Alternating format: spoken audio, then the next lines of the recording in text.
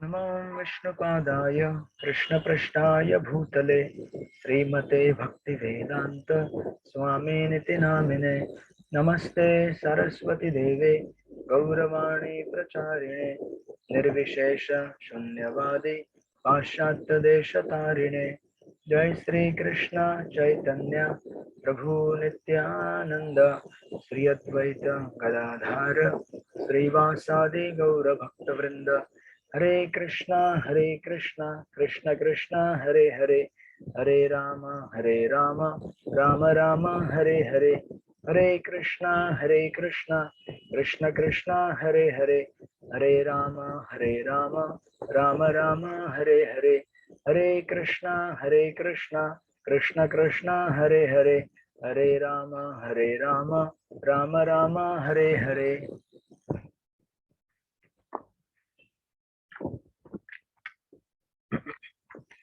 परम पूज्य राधानाथ स्वामी महाराज, एसी भक्ति वेदांत स्वामी प्रभुपाद, भक्ति सिद्धांत सरस्वती गौर किशोर, भक्ति विनोद, बलदेव जगन्नाथ, विश्वनाथ, नरोत्तम, कृष्णदास, रघुनाथ जीव, रूप स्वरूप सनातन, श्री चैतन्य महाप्रभु, ईश्वरपुरी नित्यानंद अद्वैत, माधवेंद्रपुरी, लक्ष्मीपति, व्यास तीर्थ, ब्रह्मण्य तीर्थ, पुरुषोत्तम, जय धर्म, राजेंद्र, विद्यानिधि, दयानिधि, ज्ञान सिंधु, जय तीर्थ, अक्षोभ्य, माधव, नृहरि, पद्मनाभ, मध्व, व्यास, नारद, ब्रह्मा, श्री कृष्ण। हरे कृष्ण। आप सब लोग का स्वागत है भक्ति शास्त्री क्लास में। हम लोग स्टडी कर रहे हैं श्रीमद् भगवद गीता और हम लोग लास्ट टाइम रुके थे श्लोक नंबर 64 पे। 67 or 65 यस यस। चालू। सर्वगुह्यं तमं भूय शृणु मे परमं वच इष्टोसी मे दृढ़मिति तत्तो वक्ष्यामि ते हितम्। भगवान बोलते हैं कि मैं भी आपको ऐसी चीज बताऊंगा, ऐसा परम आदेश जो सबसे गुह्य ज्ञान है। तो मैंने आपको 3 सीरीज में बताया था, श्लोक नंबर 49 to 55, दैट इज गुह्य ज्ञान नंबर 1 ब्रह्म के बारे में। फिर उसके बाद 55 से यहाँ तक गुह्य, गुह्यतर और गुह्यतम ऐसे करके 3 आप बोल सकते हैं उसको। तो होता है पर ब्रह्म के बारे में, राइट, सॉरी परमात्मा के बारे में सेकंड, एंड देन थर्ड होता है भगवान के बारे में। क्या है 64 64 66, तो 49 78 क्या, एंड देन 49 to 60 61 to 63 गुह्यतर और 64 to एंड गुह्यतम ज्ञान, या जो 64 टू भगवान का बारे में। यस 64 टू 66, उसके 78 बाद में 67 से भगवद गीता की महती और उसका फलश्रुति आएगा। 65 से we can include that, but just demarcate करने के लिए 64 65 66। तो अभी सबसे परम गुह्य ज्ञान भगवान बता रहे हैं यहाँ पे 65 में। मनमना भव मद भक्तो मनमना भवतो मध्याजी मां नमस्कुरु मध्याजी मां नमस्कुरु मामे वैश्यसि सत्यं ते मामेव सत्यन्ते प्रतिजाने प्रियोऽसि मे। ओके, पढ़िए अनुवाद। रामभद्र जी अनुवाद पढ़िए। हरे कृष्णा प्रभु धनुपाम प्रभु जी। सदैव मेरा चिंतन करो, मेरे भक्त बनो, मेरी पूजा करो और मुझे नमस्कार करो। इस प्रकार तुम निश्चित रूप से मेरे पास आओगे। मैं तुम्हें वचन देता हूँ क्योंकि तुम मेरे परम प्रिय मित्र हो। हरे कृष्ण धनुपाम। ओके, हरे कृष्ण। तो यही श्लोक आपको 9.34 में भी जा चुका है। अगर आप जाएंगे 9.34 में, let's go back to the 9.34।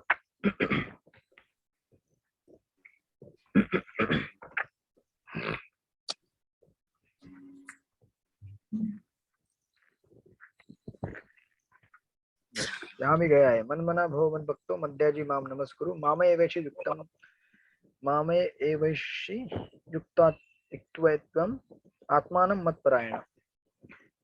वहां भी बोला था, यहाँ भी बोला था, लेकिन दोनों में एक बहुत बड़ा फर्क है। यहाँ पे जब भगवान ने बीच में कहा 9.34 में कि तुम मेरी भक्ति करो, तुम इस प्रकार मुझे समर्पित हो जाओ वगैरह वगैरह। और यहाँ पे भगवान वही चीज बोल रहे हैं, तुम मेरे भक्त बनो, राइट। तो यहाँ पे क्या फर्क है, सेकंड लाइन में फर्क है, मामे एवेशी भी सेम है, आगे के जो 2 वर्ड्स है वो अलग अलग है, संधि विच्छेद के साथ है वो। सत्यम ते प्रतिजानी प्रियोसी में, और वहां पे लिखा है युक्तमानम मत्परायण। तो 9.34 में भक्त को प्रयास करना पड़ेगा, राइट। ऐसा कहा है भगवान ने वहां पे। जब कोई रिलेशनशिप बनता है तो रिलेशनशिप में सपोज ए एंड बी है, ए को भी कुछ करना पड़ता है बी के लिए, बी को भी ए के लिए कुछ करना पड़ता है, राइट। तो 9.34 में ज्यादा करके सपोज भगवान और अर्जुन दोनों में वार्तालाप चल रहा है, तो अर्जुन को ज्यादा वहां पे मेहनत करनी पड़ रही है कि आप मुझे मत परायण हो जाओ। लेकिन यहाँ पे भगवान क्या कर रहे हैं, एक एडिशनल चीज दे रहे हैं, सत्यम ते प्रतिजानी प्रियोसी में। भगवान यहाँ पे बोल रहे हैं कि मैं तुम्हें वचन देता हूं क्योंकि तुम मेरे परम मित्र हो। यानी कि यहाँ पे भगवान क्या कर रहे हैं, अपने आप को एक्सटेंड कर रहे हैं। पहले भी कहा था, वहां भी कह सकते थे मैं तुम्हें वचन देता हूँ, लेकिन यहाँ पे स्पेशली ये शब्द का इस्तेमाल किया है, मैं तुम्हें वचन देता हूँ। ये कह के भगवान कह रहे हैं कि मैं तुम्हें ऑलमोस्ट गारंटी दे रहा हूँ कि तुम अगर मेरे भक्त बनोगे तो मैं तुम्हारा उद्धार कर दूंगा इस भौतिक जगत से। It's a guarantee, right. तो रिलेशनशिप में ये बहुत बड़ा अंतर यहाँ पे आ गया है। हमारे आचार्य कहते हैं सत्यम शब्द का अर्थ 2 प्रकार से होता है। सत्य का अर्थ होता है अमरकोश डिक्शनरी के अनुसार, सत्य के अनुसार सत्य भी होता है यानी कि ट्रू, और सत्य का अर्थ ये भी होता है वाव, यानी कि वचन देना। हम वाव लेते हैं ना, मैं 16 माला करूंगा, 4 नियम पालन करूंगा, सेवा करूंगा वगैरह वगैरह। तो भगवान यहाँ पे वाव ले रहे हैं, प्रतिज्ञा कर रहे हैं कि मैं ये करूंगा अगर तुम मेरे लिए काम करोगे तो, ये डिक्लेयर कर रहे हैं। और देखिए भगवत गीता चल रही है कुरुक्षेत्र के बैटलफील्ड में। कुरुक्षेत्र के बैटलफील्ड में बहुत सारे लोग वहां पे उपस्थित है, सुन रहे हैं वो लोग भी। और भगवत गीता भी बाद में पब्लिकली डिक्लेयर की गई है, आज हम सब लोग पब्लिकली पढ़ रहे हैं। भगवत गीता एक ग्रंथ है जो पब्लिक के लिए दिया गया है। जब हम कभी भी किसी को प्रॉमिस करते हैं तो प्राइवेटली प्रॉमिस करने में एक फर्क होता है और पब्लिकली प्रॉमिस करने में दूसरा फर्क होता है। आप किसी को बोल सकते हैं, समझो अगर 2 ही लोग एक दूसरे से बात कर रहे हैं, वो बोल सकता है ठीक है मैं तुम्हें ये चीज दूंगा, राइट। लेकिन अगर हम उसको सोशल मीडिया में एडवर्टाइज करेंगे कि मैं तुमको ये दूंगा, सबके सामने मैं वचन ले रहा हूँ, फर्क पड़ता है ना। अब सबके सामने बोला मतलब उसे फुलफिल करना ही पड़ेगा, उसे नेग्लेक्ट नहीं कर सकते, राइट। सो दैट्स व्हाई ये गीता का बहुत ही बड़ा यहाँ पे एक जबरदस्त यहाँ पे एक अंतर आएगा बीच में। और यहाँ पे भगवान अपनी भावनाओं को मतलब पूरी तरह से, मतलब गीता का एकदम अल्टीमेट क्लाइमैक्स है। जब आप में से कोई अगर समझो कुछ ऐसे स्टूडेंट देखे हैं मैंने कुछ क्लासेस में, तो कभी आते हैं क्लास में, नहीं आते हैं, कभी जाते हैं कहीं पे, पढ़ाई करते हैं नहीं करते, लेकिन मैं हमेशा चाहता हूँ कि वो पढ़ाई करें। तो मैं उनके पीछे लगता हूँ, यार तुम लोग आ जाओ क्लास में, चलो एग्जाम दे दो, कैसे भी करके लिख लो, बाकी मैं देख लूंगा। तो कुछ कुछ स्टूडेंट उतना भी नहीं करना चाहते, उनको रिपीटेडली मैं कॉल करता हूँ, आ जाओ, मैं तुम्हें प्रॉमिस करता हूँ प्रतिजानी प्रियोसी में, सत्यम ते प्रतिजानी, मैं तुमको ऑलमोस्ट डिक्लेयर कर रहा हूँ कि मैं तुम्हें कर दूंगा यहाँ से पार, बस तुम यहाँ पे आ जाओ और लिखो कुछ। तो ऑफकोर्स ये अभी टीचर स्टूडेंट का रिलेशनशिप हुआ, क्योंकि जहाँ पे टीचर ने इन्वेस्टमेंट किया तो टीचर को कभी लगेगा नहीं कि स्टूडेंट फेल हो जाए, और आप बाहर की दुनिया में भी देखते हैं तो ऑफकोर्स। लेकिन अभी बोर्ड सिस्टम रहता तो पता नहीं, वो अलग चीज है, आपके क्वेश्चन पेपर कोई और चेक करेगा। इस्कॉन में ऐसा होना चाहिए ना भक्ति शास्त्र के आपके पेपर कोई और चेक करे, दूसरों के मेरे पास आए, तो इससे हमको। प्रभु जी हमारा होता था ऐसा, एक्सपीरियंस है हमारा, 2 एग्जाम हमारे ऐसे ही हुए थे प्रभु जी।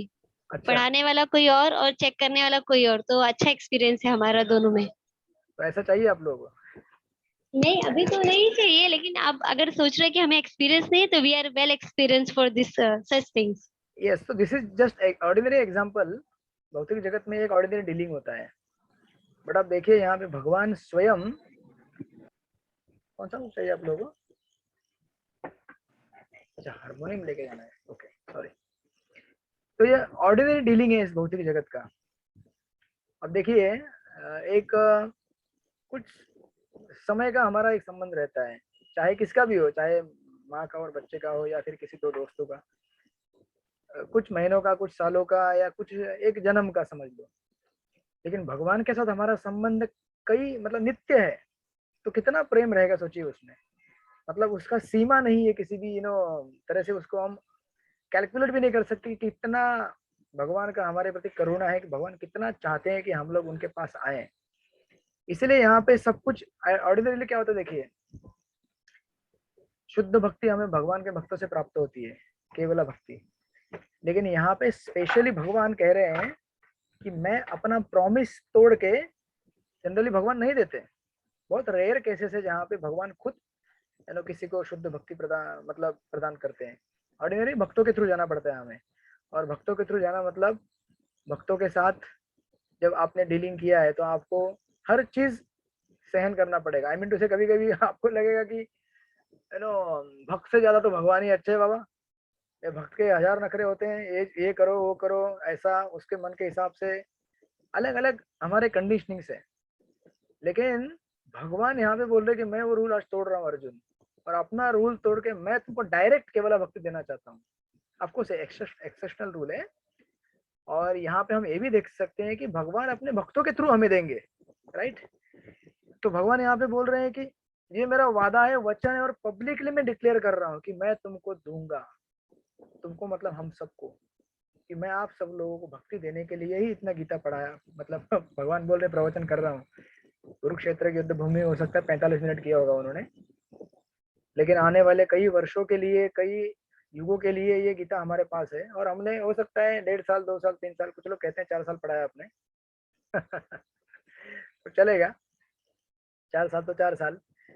लेकिन इसका लक्ष्य यही था कि हम लोग अल्टीमेटली भगवान को इस तरह से शरणागत हो जाएं, समझे कि भगवान हमको बहुत प्रेम करते हैं और चाहते कि हम उनके पास जाए। This is the climax of Gita, यहाँ तक अब तक जब आया था कंप्लीट। और इसलिए देखिए आप जब यहाँ परपोर्ट में जाएंगे, प्रभुपाद यहाँ पे लिख रहे हैं, यहाँ लिखते हैं प्रभुपाद की बीच में देखिए,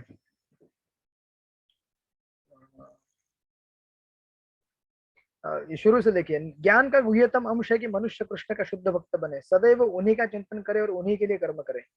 व्यावसायिक ध्यानी बनना ठीक नहीं। व्यावसायिक ध्यानी मतलब जस्ट रिचुअल की मैं इतना जप करूंगा तो मुझे ये मिलेगा या वो मिलेगा। जीवन को इस प्रकार ढालना चाहिए कि कृष्ण का चिंतन करने का सदा अवसर प्राप्त हो,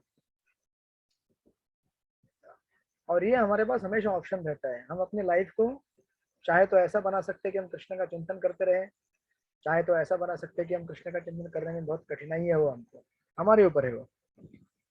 मनुष्य इस प्रकार कर्म करे कि उसके सारे नित्य कर्म कृष्ण के लिए हो। वह अपने जीवन को इस प्रकार व्यवस्थित करे कि 24 घंटे कृष्ण का ही चिंतन करता रहे, और भगवान की यह प्रतिज्ञा है कि जो इस प्रकार कृष्ण भावना में होगा वह निश्चित रूप से कृष्ण धाम को जाएगा, जहां वह साक्षात कृष्ण के सानिध्य में रहेगा। इसलिए इसको गुह्यतम ज्ञान बताया गया है। इतना कॉन्फिडेंशियल ज्ञान अभी तक नहीं दिया था भगवान ने पिछले किन्हीं सेक्शंस में। और अभी आप में से बहुत सारे लोग बोलेंगे 24 घंटा तो हमारे लिए संभव नहीं है, तो मतलब हम लोग नहीं जाएंगे भगवान के पास। तो ये हमारी स्टार्ट है, अभी बिगिनिंग है। अभी आपने सीखा है कि किस तरह से हमें अपने जीवन में हमें कृष्ण भावना में बन सकते हैं, किस तरह से हमें माया से बचना चाहिए, किस तरह से हमें भक्तों का अपराध करने से बचना चाहिए। सब आपने सीखा अभी इतने 2-3 सालों में जो कोर्स में पढ़ाई किया आपने, और अभी आपको ये अप्लाई करना है, और अप्लाई करके आप लोग इसमें आगे बढ़ पाएंगे। इसलिए प्रभुपाद लिख रहे हैं कि जो कोई भी अर्जुन के पथ का अनुसरण करता है वह कृष्ण का प्रिय सखा बनकर अर्जुन जैसी ही सिद्धि प्राप्त कर सकता है। This is the secret. और प्रभुपाद नीचे के परपुट में लिखते हैं प्रभुपाद यहाँ तक लिखते हैं क्योंकि प्रभुपाद इतने शुद्ध ब्रजवासी हैं। देखिए सेकंड परपुट में आपको दिखेगा 1 2 3 4 5 5वीं लाइन में प्रभुपाद लिखते हैं, मनुष्य को परम ईश्वर के आदि रूप कृष्ण पर अपने मन को एकाग्र करना चाहिए, उसे अपने मन को भगवान के अन्य रूपों की ओर नहीं मोड़ना चाहिए। ये प्रभुपाद का प्योर वृंदावन प्रेम प्रकट हो रहा है यहाँ पे।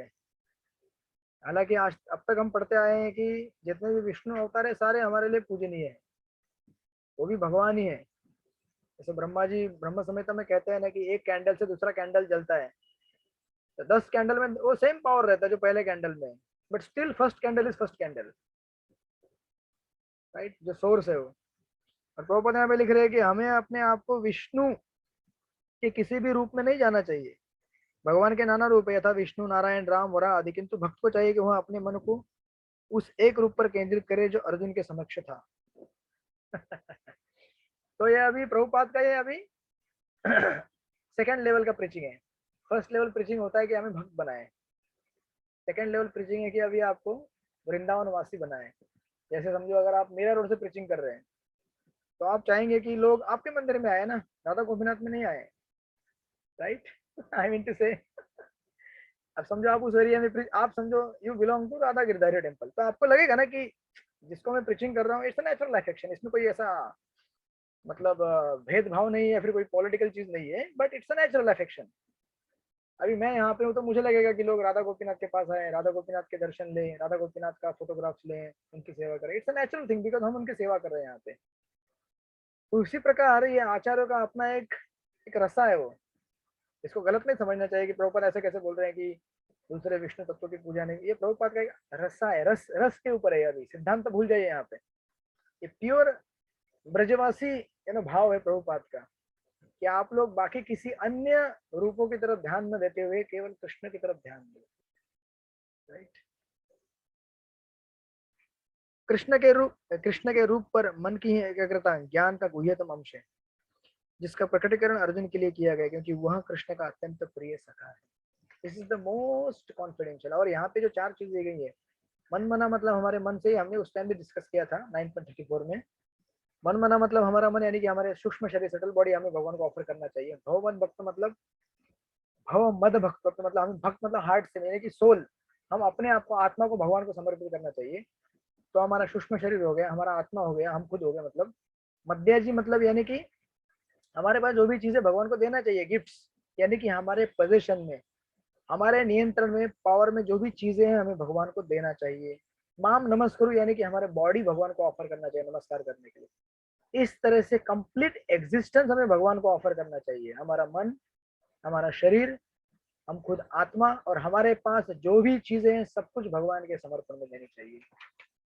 ऐसा समर्पण अगर हम करेंगे तो भगवान हमारे लिए, जिस प्रकार अर्जुन के लिए भगवान प्रत्यक्ष सामने प्रकट थे, उसी प्रकार हमारे लिए प्रकट होंगे, राइट। तो आप लोग इस तरह से ध्यान दीजिए भगवान के ऊपर। ये सेकंड परपोर्ट के ऊपर देखिए प्रोपाई कैसे सुंदर लिखती है। मनुष्य को अपना मन कृष्ण पर एकाग्र करना चाहिए, जो दोनों हाथों से वंशी धारण किए सुंदर मुख वाले तथा अपने बालों में मोर पंख धारण किए हुए सावले बालक के रूप में है। ये प्रभुपाद का प्योर वृंदावन रस, राइट। ऐसे तो आप में से बहुत सारे, कुछ लोग राम भक्त रहेंगे, कुछ लोग नरसिंह भक्त रहेंगे, कुछ लोग नारायण के भक्त रहेंगे, और वगैरह वगैरह वगैरह वगैरह। लेकिन क्योंकि यहाँ पे प्रभुपाद आपको प्रीचिंग कर रहे हैं, तो प्रभुपाद ब्रजवासी है, इसलिए प्रभुपाद कह रहे हैं कि आप कृष्ण के ऊपर। और एक्चुअली ये गुह्यतम है, क्योंकि सारे अवतारों का स्रोत है श्री कृष्ण, इसीलिए गुह्य ज्ञान माना जाता है। इस एंगल से भी देखा जाए तो, because Krishna is the supreme source of all other incarnations, that's why it is also guhya in that sense. Now अभी ये सब सुनने के बाद अभी अर्जुन के पास एक क्वेश्चन आएगा। क्या क्वेश्चन आएगा? लेकिन बोलेगा भगवान आप मुझे कह रहे हैं अपने आप को क्या करो, शरणागत करो मुझसे कंप्लीटली, लेकिन बहुत सारे धर्म भी हैं। मतलब मेरा छात्र धर्म है, मेरा पुत्र धर्म है, पिता धर्म है, जो बहुत सारे धर्म है ना, उन धर्मों का क्या भगवान? अगर मैं अपने इन धर्मों को छोड़ के अगर आपको सरेंडर करूंगा तो मुझे पाप नहीं लगेगा? ये नेचुरल क्वेश्चन हम सबको आएगा ना क्वेश्चन आप सब लोगों को। आप सब लोगों ने कितना कुछ छोड़ दिया है संसार में, बहुत सारी जिम्मेदारी है आपकी, देखा जाए तो। एक तरह से आपके पड़ोसी के प्रति आपकी जिम्मेदारी है, आपके रिश्तेदारों के प्रति जिम्मेदारी है, आपकी जो भी मतलब हमारे कुल देवत के प्रति या जो भी है फलाना फलाना हजारों हमारी जिम्मेदारी है, उन सबको हमने मतलब पूरी तरह नहीं छोड़ा है, धीरे धीरे छोड़ने का प्रयास कर रहे हैं और हम भगवान के पास जा रहे हैं। तो अर्जुन या फिर हमें से कोई बोलेगा कि अरे, तो अगर जैसे मैंने यहाँ पे ब्रह्मचारी बन गया हूँ, तो आप लोग बोलेंगे कि अरे पिता और माता के प्रति धर्म तुमने छोड़ दिया है, उसका क्या होगा? या फिर आप लोगों ने मतलब आधा छोड़ा है, मैंने कंप्लीट छोड़ने का प्रयास कर रहा हूँ। आप लोगों ने भी कम मात्रा में और मैंने फुल मात्रा में काइंड ऑफ। तो फिर एक क्वेश्चन आएगा कि अभी क्या होगा, तो हमारा धर्म हमने छोड़े, पाप लगेगा हमको? अर्जुन का क्वेश्चन है। तो भगवान इसको भी एश्योरिटी देते हैं, और ये जो चरम श्लोक है भगवत गीता का, वो बोलते हैं 18.66 सर्वधर्मान् परित्यज्य सर्वधर्मान् परित्यज्य धर्मन् परित्याज्य मामेकं शरणं व्रज मामेकं शरणं शरणं व्रज। अहं त्वां सर्वपापेभ्यो अहं त्वां सर्वपापेभ्यो मोक्षयिष्यामि मा शुच। मोक्षयिष्यामि मा शुच। पढ़िए अकिंचन माधव प्रभु, पढ़िए इसका अनुवाद। अकिंचन माधव प्रभु। हरे कृष्ण वो जितन दास हरे प्रणाम। कृष्ण। समस्त प्रकार के धर्मों का परित्याग करो और मेरे शरण में आओ, मैं समस्त पापों से तुम्हारा उद्धार कर दूंगा, डरो मत। ओके, डरो मत, सरेंडर करो।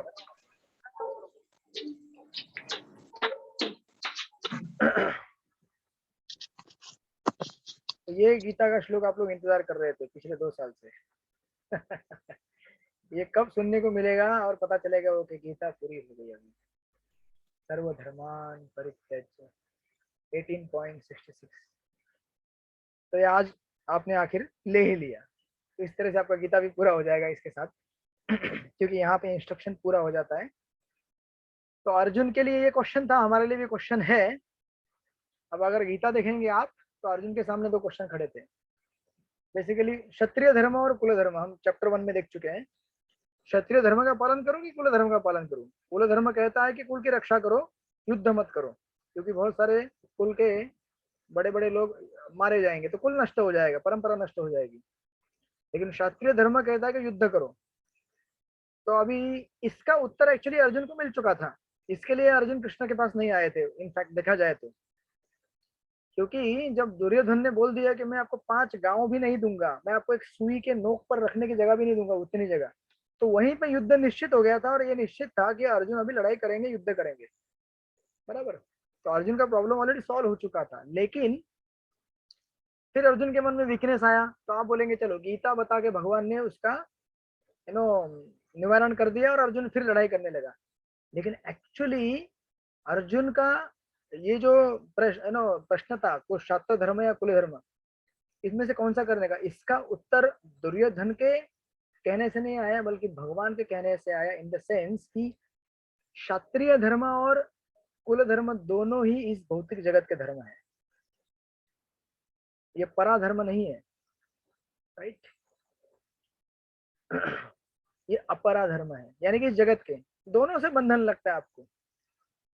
अब अगर अच्छा क्षत्रिय भी बनेगा तो ज्यादा कहाँ जाएगा? स्वर्ग तक जाएगा, बराबर, छात्र धर्म का पालन करके। स्वर्ग से फिर नीचे आना ही है, अपना पुण्य खत्म होने के बाद फिर नया कर्म जन्म पैदा करो, फिर वही चक्कर चलता रहेगा। इसीलिए अर्जुन का जो प्रश्न का उत्तर है वो भगवान ने ये बता के दिया, खास करके इस श्लोक में, पिछले श्लोक में, कि ना तो तुमको क्षत्रिय धर्म का पालन करना है, ना तो तुमको कुल धर्म का पालन करना है, तुमको एक्चुअली मेरे बताए हुए धर्म का पालन करना है। अब मेरा बताया धर्म मतलब मेरी भक्ति, ये सबसे बड़ा धर्म है। आप लोग समझ रहे हैं? गीता का ये अंतिम, ये जो यहाँ पे फाइनल एक भगवान स्ट्राइक कर रहे हैं ना, ये लास्ट इंस्ट्रक्शन, लेकिन बहुत इंपॉर्टेंट है समझने के लिए आपके लिए। ये तो गीता आप पूरी पढ़ लेंगे लेकिन बोलेंगे बाद में हाँ तो ठीक है, मेरा धर्म है वो है। अल्टीमेट इंस्ट्रक्शन क्या है? सब कुछ छोड़ दो। तो इसका मतलब क्या है कि सब कुछ छोड़ दो? तो घर परिवार छोड़ दो, ब्रह्मचारी छोड़ दो, गृहस्थ छोड़ दो, वानप्रस्थ, है क्या इसका अर्थ? एक तरह से देखा जाए तो ऐसा लगेगा हमको सब कुछ छोड़ दो, तो फिर करो क्या, राइट? तो कौन सा धर्म पालन करो? तो भगवान ने इतने सारे धर्म बताए इसके पहले, पूरी गीता में कितने धर्म बताए भगवान ने, अलग अलग अलग अलग अलग। और आप भगवान ने पहले कर्मकांड के बारे में बताया, उसके बाद अष्टांग योग के बारे में बताया, राइट। मतलब कर्मकांड, कर्मयोग, ज्ञान योग, कितने सारे अलग अलग अलग जंक्शन चले गए आपके। और यहाँ तक कि भक्ति के बारे में बताया, लेकिन भक्ति कैसे करनी है, कैसे सरेंडर करना है, ये भगवान के आदेश से होगा फाइनली, आपके हिसाब से नहीं होगा कि आप बोलेंगे वो इस तरह से मैं सरेंडर करूंगा। तो एक्चुअली इसका आंसर ये है कि हमें वो सारे धर्म छोड़ने चाहिए जो भगवान की भक्ति में बाधक है, जो भगवान की भक्ति में सहायता नहीं करते, उन सारे धर्मों को हमें छोड़ना चाहिए। उसको कहते हैं सर्वधर्मान परित्यज्य। इसका मतलब, नहीं तो आप लोग बोलेंगे ठीक है कल से फिर हमारा घर गृहस्थी बंद, भगवान को शरण जाओ, मंदिर में सब बन जाओ, ब्रह्मचारी सन्यासी बन जाओ। इसका अर्थ ये नहीं है।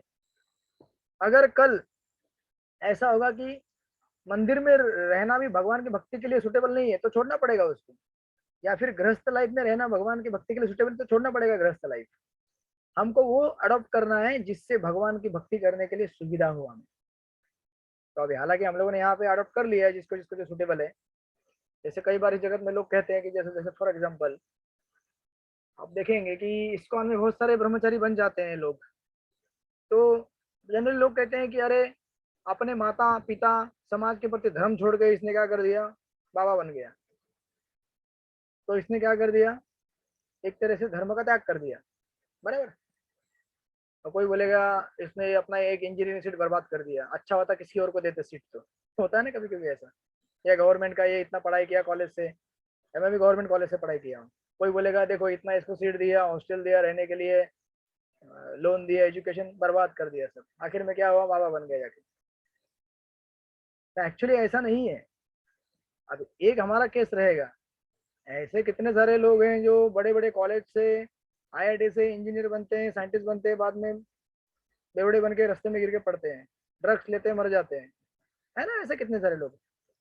तो सीट बर्बाद करना मतलब क्या होता है, बोलिए अनीता माता जी, आप कुछ कह रहे हैं, बोलिए। कभी कभी हायर एजुकेशन लेके भी है ना अच्छा जॉब नहीं मिलता, वो फेलियर ही रहता लाइफ में, तो वो एक अलग डेस्टिनी रहती है और ये अलग चीज हो जाता है प्रभु जी। और कभी कभी लोग आईआईटी से पास होके सेटल होते हैं अमेरिका में, तो गवर्नमेंट ऑफ इंडिया को फायदा हुआ कि अमेरिका को फायदा हुआ? तो सीट बर्बाद हुआ ना गवर्नमेंट का। अगर वो इंडिया में रह के काम करेगा तो इंडिया के लिए काम में आएगा ना, इंडिया की करे मतलब जो भी समाज सेवा करेगा या देश के लिए काम करेगा। तो सुपरफिशियली नहीं देखना चाहिए किसी चीज को, उसको डेप्थ में देखिए। और इनफैक्ट समझो अगर किसी कोई अगर ब्रह्मचारी आईआईटी से पास होकर के ब्रह्मचारी बन गया, आप उसके जीवन को देखिए, लोग कहेंगे कि सरकार ने इसको इतना सारा धन दिया, पैसा दिया, परिवार ने ये सब दिया। अरे भैया लेकिन इस देश ने, ठीक है कोई बोलेगा देश ने इस बाबा के लिए बहुत कुछ किया, सन्यासी के लिए कुछ किया, देश के लिए क्या कर रहे हो? अरे भैया लेकिन देश को जो मिलने वाला चीज है वो कहाँ से आ रहा है? देश खुद थोड़ी बनाता है चीजों को। इस देश में तो है बनाने वाला, लेकिन सेकेंडरी लेवल पे। हमें अकृतज्ञ नहीं रहना चाहिए जो भी सेवा कर रहे हो, लेकिन प्राइमरी सोर्स कौन है इस दुनिया में? जो भी चीजें हैं आज सबको देने वाला तो भगवान ही है ना। तो भगवान देश के थ्रू एक सन्यासी को दे रहा है, ये चीज उसको जरूरत की चीज है। तो जब सन्यासी, कोई भी व्यक्ति सन्यासी बनता है या रिनाउंस बनता है, तो वह एक्चुअली किसकी सेवा कर रहा है? देश की सेवा कर रहा है, भगवान की सेवा के थ्रू। और ऐसे भी सेवा कर ही रहा है। देखिए इस दुनिया में सबसे भयानक अगर कोई बीमारी है तो वो है मेंटल डिप्रेशन। मन से जुड़ी हुई सबसे खतरनाक बीमारियां हैं, और उसी से बाकी बीमारियां फैलती हैं इस दुनिया में। ना एड्स है, हमारे एक बुक डिस्ट्रीब्यूटर थे पंच पांडव प्रभु, हमेशा जब हम कंपनी में जाते थे बुक डिस्ट्रीब्यूशन कहते थे इस दुनिया में सबसे बड़ी बीमारी ना एड्स है, ना कैंसर है, ना डायबिटीज है, ना ये है ना वो है, सबसे बड़ी बीमारी है मन की बीमारी। क्योंकि जिस एक बार अगर आपको मन की बीमारी लग जाए तो उसका इलाज नहीं है, बहुत कठिन है। और उसका इलाज मन के लिए अस्पताल बनाते हैं आध्यात्मिक ये सब जो लोग हैं, सन्यासी हैं या प्रचारक हैं, मंदिर के रिनाउंस लोग जो हैं, या फिर आप सब लोग हैं, हम सब लोग मिलके इस दुनिया में मन के लिए अस्पताल बना रहे हैं जो सबसे नीडेड है। इस तरह से सब्सटेंशियल सेवा कर रहे हैं देश का, संस्कृति कल्चर ये बचाना बहुत जरूरी है।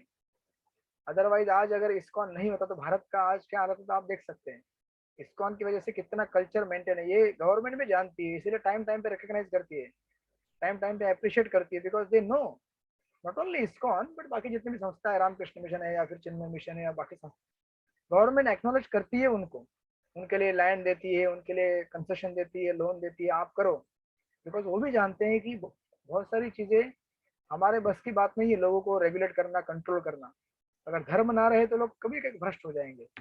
नेक्स्ट वन है ये जो जितने सारे धर्म है हमने सो कॉल्ड रिनाउंस किया है, लेकिन एक्चुअली हम भी अभी भी समाज की सेवा कर रहे हैं, एक ऐसी सेवा जो ऑर्डिनरी आदमी नहीं कर सकता। आप देखिए हर कोई सोल्जर नहीं बन सकता, राइट, हर कोई सैनिक नहीं बन सकता, कुछ गिने चुने लोग ही बन सकते हैं, लेकिन उनका भी एक बहुत इंपॉर्टेंट रोल होता है समाज में। उसी प्रकार ये जो क्लास है डिवोटी क्लास, इसका भी बहुत इंपॉर्टेंट रोल है समाज में। अगर ये नहीं रहेगा तो इम्बैलेंस हो जाएगा सोसाइटी में। दैट्स व्हाई हमें यहाँ पे जब भगवान यहाँ पे बोल रहे सर्वधर्मान परित्यज्य, सारे धर्मों को त्याग करो, उसका अर्थ ये है कि हमें वो सब सारे धर्म छोड़ने चाहिए जो भक्ति के लिए अनुकूल नहीं है, और उन धर्मों को स्वीकार करना चाहिए जो भक्ति के लिए अनुकूल है। जैसे अर्जुन ने शास्त्र धर्म स्वीकार किया, अर्जुन के पास दो ऑप्शन थे, कुल धर्म या क्षत्रिय धर्म, तो कुल धर्म फेवरेबल नहीं था भगवान की भक्ति के लिए, क्षत्रिय धर्म था। भगवान ने बोला कि मैंने तो बहुत सारे असुर का वध किया, लेकिन अभी भी कुछ बचे हुए हैं अर्जुन, तुम उनका वध कर दो, मेरे लिए निमित्त बनो, और तुम क्षत्रिय हो तो तुम अच्छे तरह निमित्त बन सकते हो। तो अर्जुन ने वो स्वीकार किया, इसलिए अर्जुन ने एक्चुअली क्षत्रिय नहीं बना भगवत गीता के बाद। भगवत गीता, इसलिए मैंने आपको लास्ट टाइम भी कहा था कि गीता सुनने के पहले और सुनने के बाद अर्जुन का प्रोफेशन सेम रहा, क्षत्रिय था, क्षत्रिय ही रहा। इसका मतलब ये नहीं कि अर्जुन क्षत्रिय ही रह गया ऐसा नहीं है, अर्जुन ने क्षत्रिय का रोल अडॉप्ट किया भगवान की सेवा करने के लिए। उसी तरह से हम अपने जीवन में देख सकते हैं कि हम सबसे पहले डिवोटी हैं, उसके बाद हम पति है, पत्नी है, ब्रह्मचारी है, गृहस्थ है, वानप्रस्थ है, हम क्लार्क हैं, हम प्यून है, हम बॉस है, मैनेजर हैं, दुकानदार हैं, ये फलाना फलाना फलाना। हमारा सबसे पहला आइडेंटिटी है भक्त, उसके बाद बाकी सारी आइडेंटिटीज नेक्स्ट लेवल पे आती है।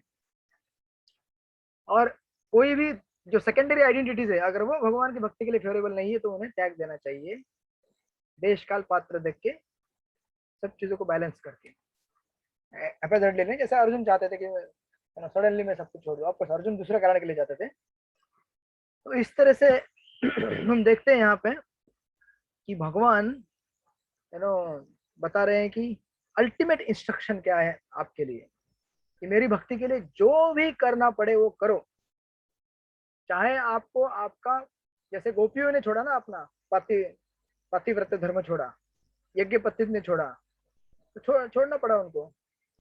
तो इसलिए कहते हैं कि इस दुनिया में भगवान को प्राप्त करने के लिए ना केवल बुरी चीजें, कभी कभी अच्छी चीजें भी छोड़नी पड़ती है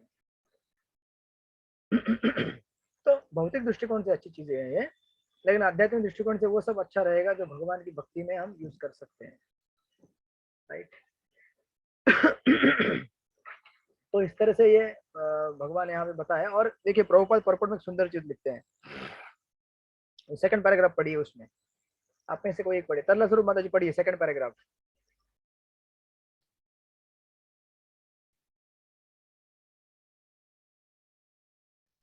सातवें अध्याय में ये कहा गया था कि वही कृष्ण की पूजा कर सकता है जो सारे पापों से मुक्त हो गया हो। इस प्रकार कोई ये सोच सकता है कि समस्त पापों से मुक्त हुए बिना कोई शरणागति नहीं पा सकता है। ऐसे संदेहों के लिए यहाँ कहा गया है कि कोई समस्त पापों से मुक्त ना भी हो तो केवल श्री कृष्ण की शरणागत होने पर सतो मुक्त कर दिया जाता है। पापों से मुक्त होने के लिए कठोर प्रयास करने की कोई आवश्यकता नहीं है। मनुष्य को बिना झिझक के कृष्ण को समस्त जीवों के रक्षक के रूप में स्वीकार कर लेना चाहिए। उसे चाहिए कि श्रद्धा तथा प्रेम से उनकी शरण ग्रहण करे। हरे थैंक यू। कृष्ण। सातवें अध्याय में भगवान ने कहा था ना, अगर तुम पापी हो तो मेरे पास नहीं आ सकते हो, और अर्जुन यहाँ पे कह रहा है कि मैं सब करूंगा तो पाप लगेगा, तो मैं आपके पास आ सकता हूँ क्या? भगवान बोले बेटा डोंट वरी, तुम्हारे अंदर पाप भी आ गया तो मैं उसे दूर कर दूंगा। तो ये हायर लेवल इंस्ट्रक्शन, जैसे देखिए एक उदाहरण देते हैं, श्री वैष्णव आचार्य भगवान के कारुण्य का उदाहरण देते हैं। भगवान की करुणा है ये, जैसे मैंने उदाहरण दिया ना आपको, कोई स्टूडेंट नहीं आते हैं फिर भी हम उनको ड्रैग करते हैं, आ जाओ भाई आ जाओ, चलो एक क्लास मिस किया कोई बात, दूसरा क्लास है, तीसरा, आ जाओ लिखो कुछ तो लिख के जाओ यहाँ पे। श्री वैष्णव आचार्य एक उदाहरण देते हैं, कहते हैं कि जैसे कोई एक छोटा बेबी रहता है घर में, छोटा बेबी क्या करेगा, पेशाब करता है, टॉयलेट करता है, तो माँ बोलती है तुम अगर अगली बार टॉयलेट करेगा ना मेरे पास आने का नहीं, वैसे साफ करके आओ सब जाओ। और बच्चा क्या करता है, हर बार टट्टी करता है, पेशाब करता है, गंदगी छोड़ता है। और बच्चा छोटा खुद से साफ नहीं कर सकता अपने आप को, राइट, उसके पास क्षमता नहीं है खुद को अपने आप को साफ करने की। तो बच्चा रोता हुआ माँ के पास जाता है, तो माँ क्या बोलती है, कोई बात नहीं आ जा बेटा।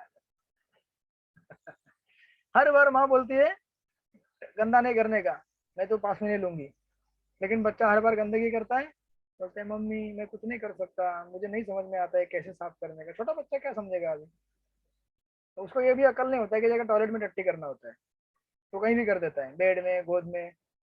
तो फिर भी माँ क्या करती है, चल कोई बात नहीं आ जा, साफ कर देती है उसको और नया कपड़ा पहना देती है। उसी प्रकार हम लोग हमेशा गंदगी में रहते हैं।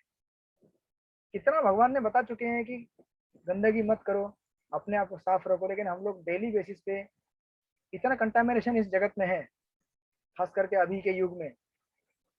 हम अपने आंखों से, है ना, अपने कान से, अपने जिह्वा से और अपने विचारों से, मन से कितना कचरा लेते रहते हैं। हमें पता है कि नहीं लेना चाहिए ये, लेकिन हम लेते रहते हैं। और फिर भी भगवान बोलते हैं कोई बात नहीं आ जाए, बोलते हैं सिर्फ मेरा नाम लो, हरे कृष्णा कृष्णा कृष्णा हरे हरे, हरे राम राम राम हरे हरे। साफ कर देते हैं, चलो आ जाओ, बैठो वापस गोद में। ये भगवान का कारुण्य है। और ये मतलब भगवान शुरू में नहीं बताया, इसलिए शुरू में क्या कहे, शाम तो अंत कदम पापम, जब तक तुम्हारे पाप दूर नहीं हो तब तक जना नाम पुण्य कर्म नाम, तब तक तुम ते द्वंद्व मह निर्मुक्ता भजनते माम दृढ़, तब तक तुम दृढ़ भक्ति नहीं कर पाओगे अर्जुन। लेकिन यहाँ पे बोल रहे हैं, अर्जुन बोल रहा है कि अगर मैंने बहुत सारे धर्मों को त्याग कर दिया, मुझे पाप लगेगा, कोई बात नहीं, पाप लगेगा ना, लगने दो, आई विल टेक केयर। मैं इसी प्रकार हम में से बहुत सारे लोगों ने बहुत सारे धर्म छोड़ दिए हैं, तो हमको भी पाप लगा होगा ना।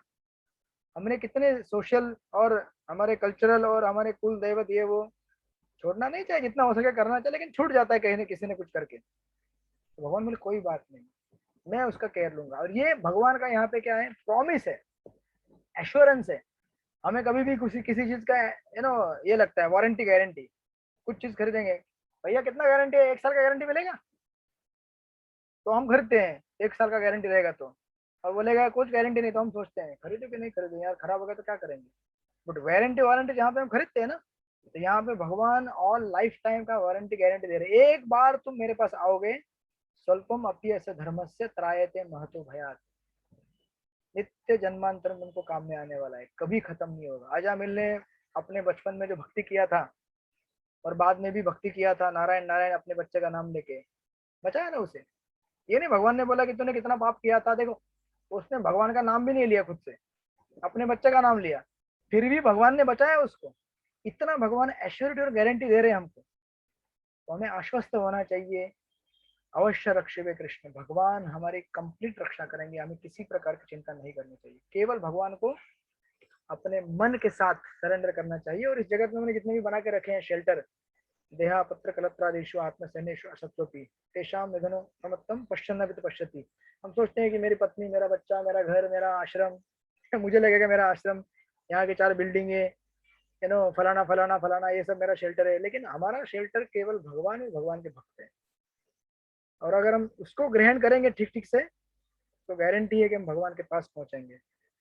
इसलिए नीचे यहाँ पे भगवान ने, प्रभुपाद ने ये दिया है, शरणागति का जो विधि है, अनुकूल से संकल्प, प्रतिकूल से वर्जनम, रक्षा स्थिति विश्वासो गुरुत्व वर्णम तथा आत्मनिष्कार्पण्य षड्विध शरणागति। 6 आइटम है, आप पढ़ लीजिएगा उसमें उसको।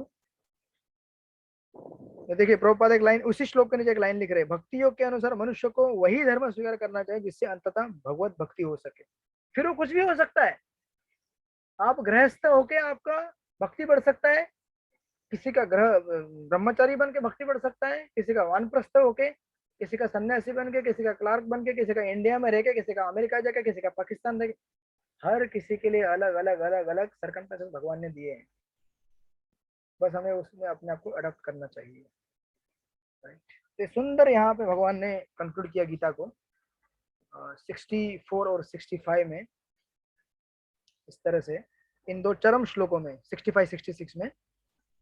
ये तो गीता के दो चरम चक्रवर्तीपाद कहते हैं कि भगवत गीता ऐसे देखा जाए तो शुरू के 6 अध्याय, बीच के 6 अध्याय, लास्ट के 6 अध्याय। बीच के 6 मतलब रत्न के जैसे मोती, और लास्ट के 6 और ऊपर के 6 कवर है, बॉक्स है, वो बॉक्स का ढक्कन है, ऊपर का नीचे का ढक्कन। लेकिन फिर भी चक्रवर्तीपाद कहते हैं कि दो ऐसे रत्न और मणियों को नीचे के ढक्कन के ऊपर लगा के रखा है, नीचे ऊपर के जैसे भी ढक्कन में दिखेगा 2 मणि चमक रहे हैं, ये क्या है ये? अगर बाहर इतने बड़े मणि चमक रहे तो अंदर क्या होगा बीच के 6 अध्यायों में, राइट, जो कि हम देख चुके हैं। तो सुंदर यहाँ पे वर्णन है। प्रभुपाद देखिए सेकंड पैराग्राफ में लिखते हैं, यहाँ पे थर्ड लास्ट का पैराग्राफ, श्री कृष्ण की सुंदर छवि के प्रति मनुष्य को आकृष्ट होना चाहिए। देखिए पुनः प्रभुपाद का ये प्योर वृंदावन प्रेम प्रकट हो रहा है। श्री कृष्ण के सुंदर छवि के प्रति मनुष्य को आकृष्ट होना चाहिए। उनका नाम कृष्ण इसलिए पड़ा क्योंकि वे सर्वार्षक है। जो व्यक्ति कृष्ण की सुंदर सर्वशक्तिमान छवि से आकृष्ट होता है वह भाग्यशाली है। अध्यात्मवादी कई प्रकार के होते हैं, निर्गुण के प्रति आकृष्ट, परमात्मा के प्रति, और भगवान के साकार प्रति। और इससे भी बढ़कर जो साक्षात भगवान कृष्ण के प्रति आकृष्ट होते हैं सर्वोच्च योगी है।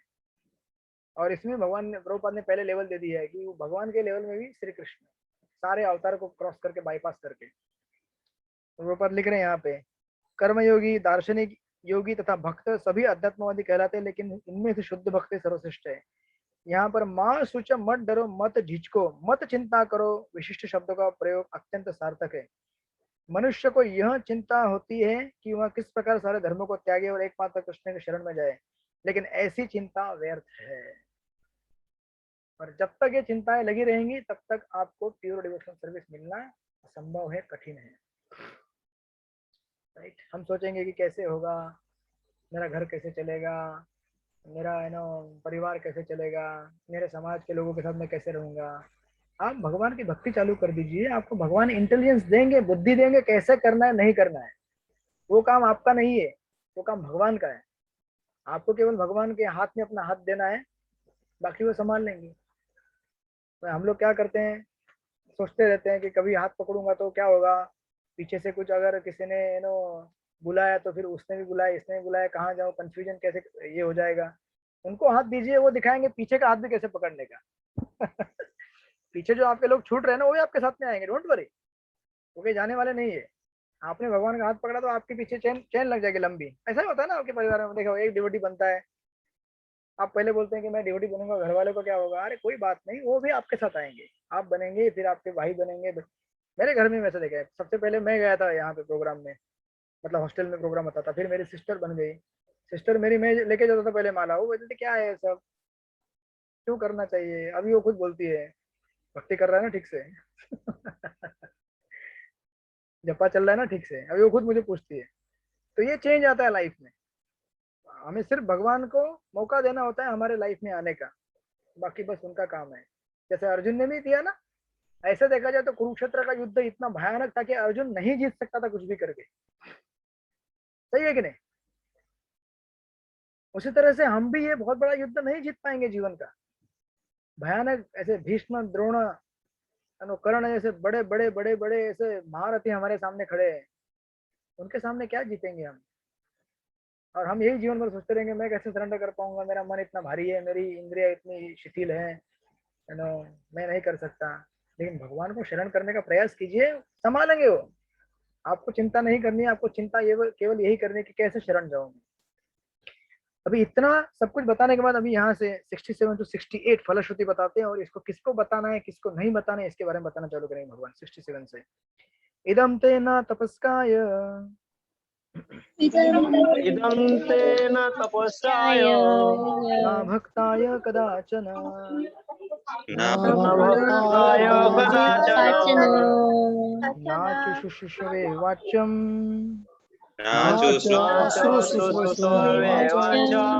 न च मां यो अभिसूयति।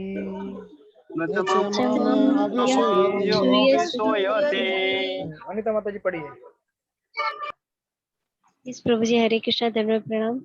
क्या यह गुह्य ज्ञान उनको कभी नहीं बताया जाए, जो न तो जो ना तो सही संयमी है, न एकनिष्ठ है, न भक्ति में रत है, न ही उसे जो मुझसे द्वेष करता हो। हरि बोल, हरे कृष्ण। ओके, तो ये गीता किसको बतलानी है? भगवान के भक्तों को बतानी है। तो आप बोलेंगे आप पब्लिक में लेक्चर, प्रभुपाद भी वही लिखेंगे परपोर्ट में कि आप पब्लिक में लेक्चर देते हो, गीता को पब्लिक में बांटते हो, तो फिर इसका मतलब क्या है? सबको जा रही है ना गीता, राइट? हरे कृष्ण। एक्चुअली यहाँ पे भगवान का आशय ये है, हम कभी भी इन चीजों का ऐसा नहीं कि उन लोगों को नहीं देना चाहिए, ये मना नहीं कर रहे भगवान, देना चाहिए, लेकिन देख के परख के। अब देखिए ऐसा होता है कि आप समझो घर में अगर 3 बच्चे हैं, 3 में से 2 बहुत बदमाश है, पिता बहुत अमीर है, उसके पास करोड़ों का संपत्ति है, तो वो किसको सौंप के जाएगा आखिर में तिजोरी का चाबी? किसको सौंप के जाएगा? जो समझदार रहेगा और उसका हाँ, सही उपयोग करेगा। समझदार है, क्योंकि उसको भी चिंता है ना, अरे मेरा प्रॉपर्टी खराब कर देगा ये सब लोग, इतना मेहनत से कमा के रखा है तो वो बदमाश जो रहते हैं, इसका मतलब ये नहीं, पिताजी ये नहीं बोलते बड़े भाई को कि ये दोनों छोटे भाई का ख्याल मत रखना, उनका ख्याल रखना, लेकिन तुम्हारे जिम्मे में मैं प्रॉपर्टी दे रहा हूँ। और वो भी कैसा देते हैं? पूरा नहीं देते हैं, कुछ ऐसा क्लॉज लिख के जाएंगे बैंक में कि महीने का सिर्फ इतना ही विड्रॉ कर सकता है, पूरा नहीं कर सकता है, ऐसा कंडीशन डाल के जाते हैं, इसीलिए ताकि उसका मिस यूज ना हो, राइट? तो इसका मतलब ये है कि जो लोग भक्ति में बड़े नहीं हो पाए हैं, उन लोगों को अगर आप हार्डकोर पिचिंग करेंगे तो वो लोग ऑफेंसिव बन जाते हैं, राइट? इसलिए महाप्रभु का सिंपल फॉर्मूला प्रभुपति, पहले उनको हरिनाम दो, और हरिनाम भी लेने के रेडी नहीं, प्रसाद दो उनको। प्रसाद तो हर कोई लेता है ना, उसको प्रसाद मत बोलो, बोलो ये कुछ खाने की चीजें ले लो हमारी तरफ से गिफ्ट। तो जब अंदर जाएगा कृष्ण प्रसाद के रूप में, कुछ परिवर्तन होगा उसके अंदर, फिर बाद में हरिनाम के रूप में जाएगा, फिर धीरे धीरे धीरे फिलोसॉफी भी उतरेगा। अरे हम सबके जीवन में भगवान पहले प्रसाद के रूप में आए ना, हरिनाम के रूप में आए, और अगर अभी भी ऐसे ही आ रहे हैं, अभी भी अगर हम प्रसाद और हरिनाम बंद कर दे तो हमारा ये फिलोसॉफी नहीं चलेगा ज्यादा तो इसीलिए उन लोगों को बड़ा होने दीजिए, लेट देम ग्रो। जब बड़े हो जाएंगे अपने अंडरस्टैंडिंग में, जीवन के रहस्य के बारे में, जीवन के तत्वों के बारे में, तो फिर उनको बता सकते हैं। अदरवाइज क्या है, वो अननेसेसरीली एनवियस होंगे प्रभुपाद, लेकिन उसका उत्तर देते हैं यहाँ पे। लेकिन कभी कभी यह देखा जाता है कि कृष्ण से दोष रखने वाले आसुरी पुरुष भी कृष्ण की पूजा भिन्न प्रकार से करते हैं और व्यवसाय चलाने के लिए भगवत का प्रवचन करके अपना धंधा पाल लेते हैं। लेकिन जो सचमुच कृष्ण को जानने के इच्छुक हैं, भगवत गीता के ऐसे भाषण से बचना चाहिए। वास्तव में कामी लोग भगवत गीता के प्रयोजन को नहीं समझ पाते। यदि कोई कामी न भी हो और वैदिक शास्त्रों द्वारा अदिष्ट नियमों का दृढ़ पालन करता हो, लेकिन यदि वो भक्त नहीं तो वो कृष्ण को नहीं समझ सकता, राइट?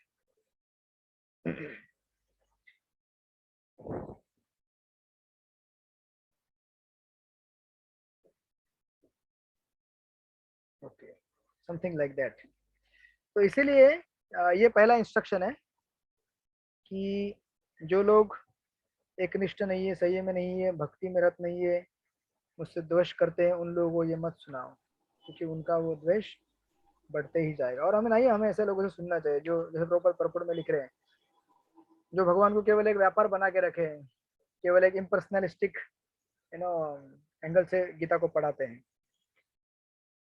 ना। अभी ये पढ़ाने के बाद, अभी ये दिस इज फर्स्ट लेवल, लेकिन भगवान है देखिए भगवान किस लेवल तक उतरेंगे यहाँ पे। अब इन्होंने बता दिया कि आप इस तरह से सबको ये मत करो, लेकिन भगवान अर्जुन को भगवान बोलेंगे कि तुम क्या करो, इसका प्रचार करो। अभी देखिए कितना कॉन्ट्रास्टिंग है, प्रचार करो भी है और इनको बताओ भी मत है। मतलब हमें ये इंस्ट्रक्शन हमेशा है कि हमें प्रचार इस तरह से करना चाहिए कि सामने वाला व्यक्ति ऑफेंसिव ना बन जाए, अगर ऑफेंसिव है तो उसे रिसेप्टिव बन जाए धीरे धीरे। से हमने बताया प्रसाद दो या अलग अलग तरीके से हम उसको दे सकते हैं। ऐसे इसको ब्रिज प्रीचिंग कहते हैं, जैसे गौरव गोपाल कर रहे हैं यहाँ पे, बाकी भी मोटिवेशन स्पीकर, उसको ब्रिज प्रीचिंग बोलते हैं।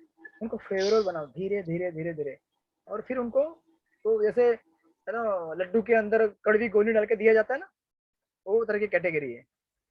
वो लड्डू खा लेगा, दवाई अंदर जाएगी, धीरे धीरे समझेगा कि दवाई लेना चाहिए, मेरे लड्डू गुड्डू खा के ज्यादा काम नहीं चलेगा, तो दवाई दे दो डायरेक्ट, समथिंग लाइक दैट। अभी देखिए इसीलिए यहाँ पे भगवान का कंपैशन लेकिन इतना ये हो रहा है, पहले बोले कि मत करो, लेकिन अभी बोलेंगे प्रचार करो, राइट, और इसे सुनो। अब देखिए क्या बोल रहे हैं यहाँ पे 68, 69, 70, 71 इन 4 श्लोकों में फलश्रुति है। य इदं परमं गुह्यं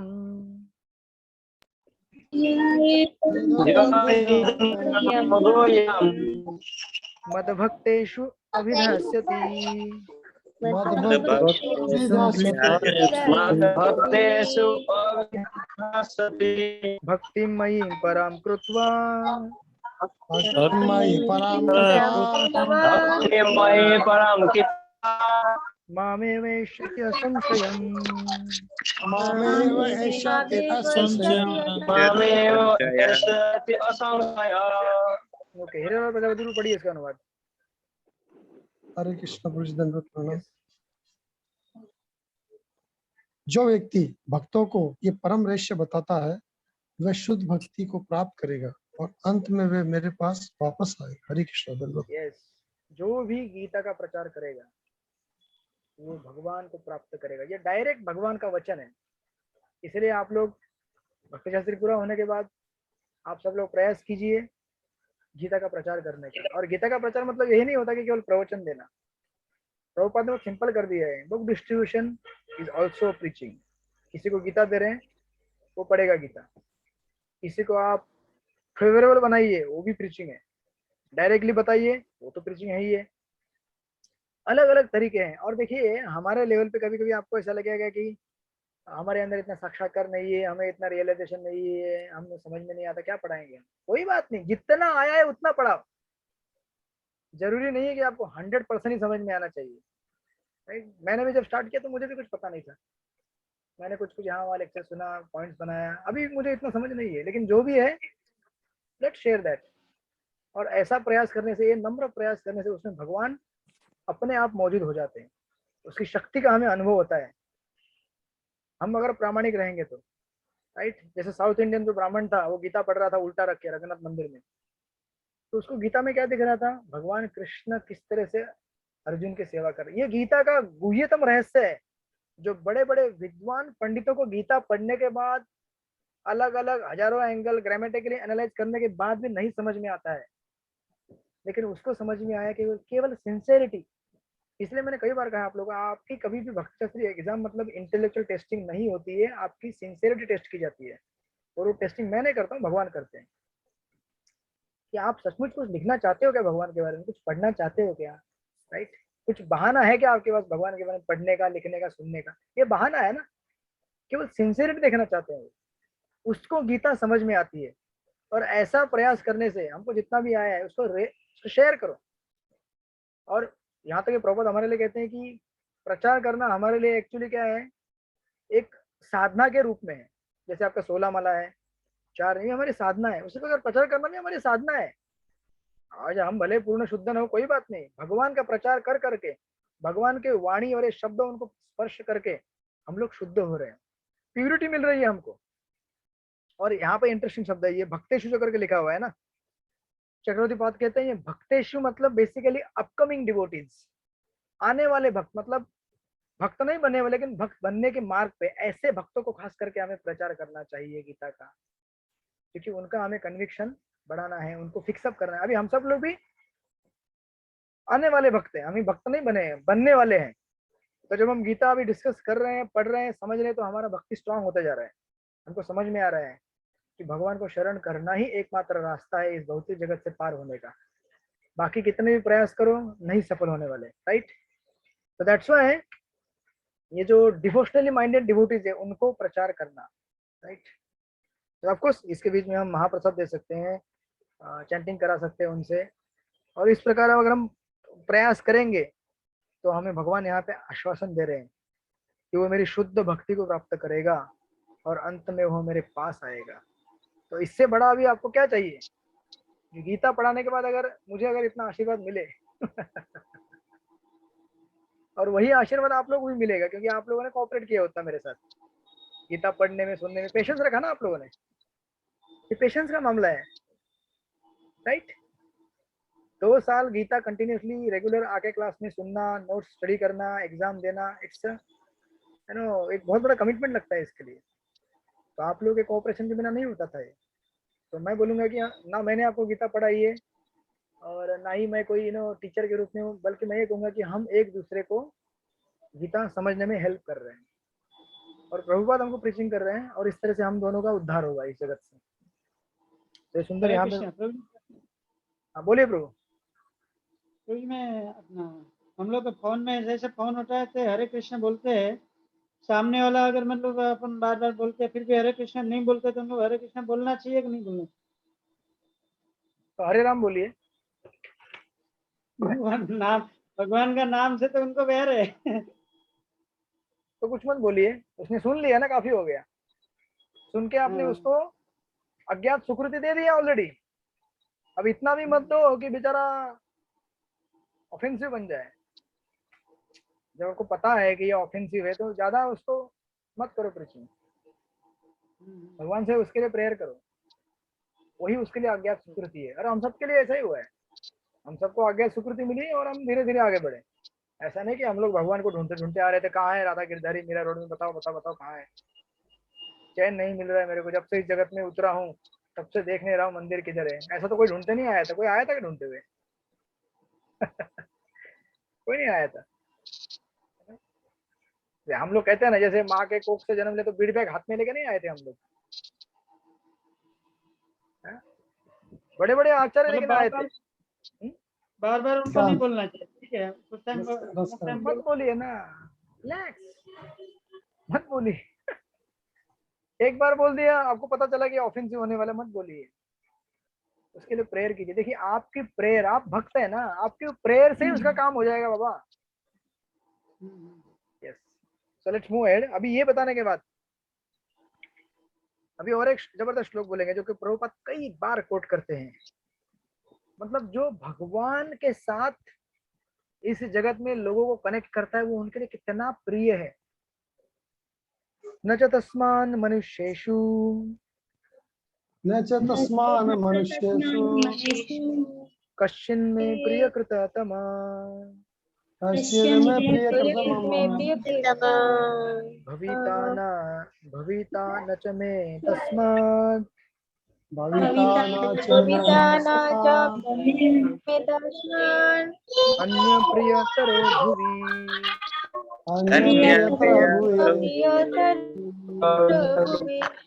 ओके, सर्वं सुंदरी माता जी पढ़िए इसका अनुवाद।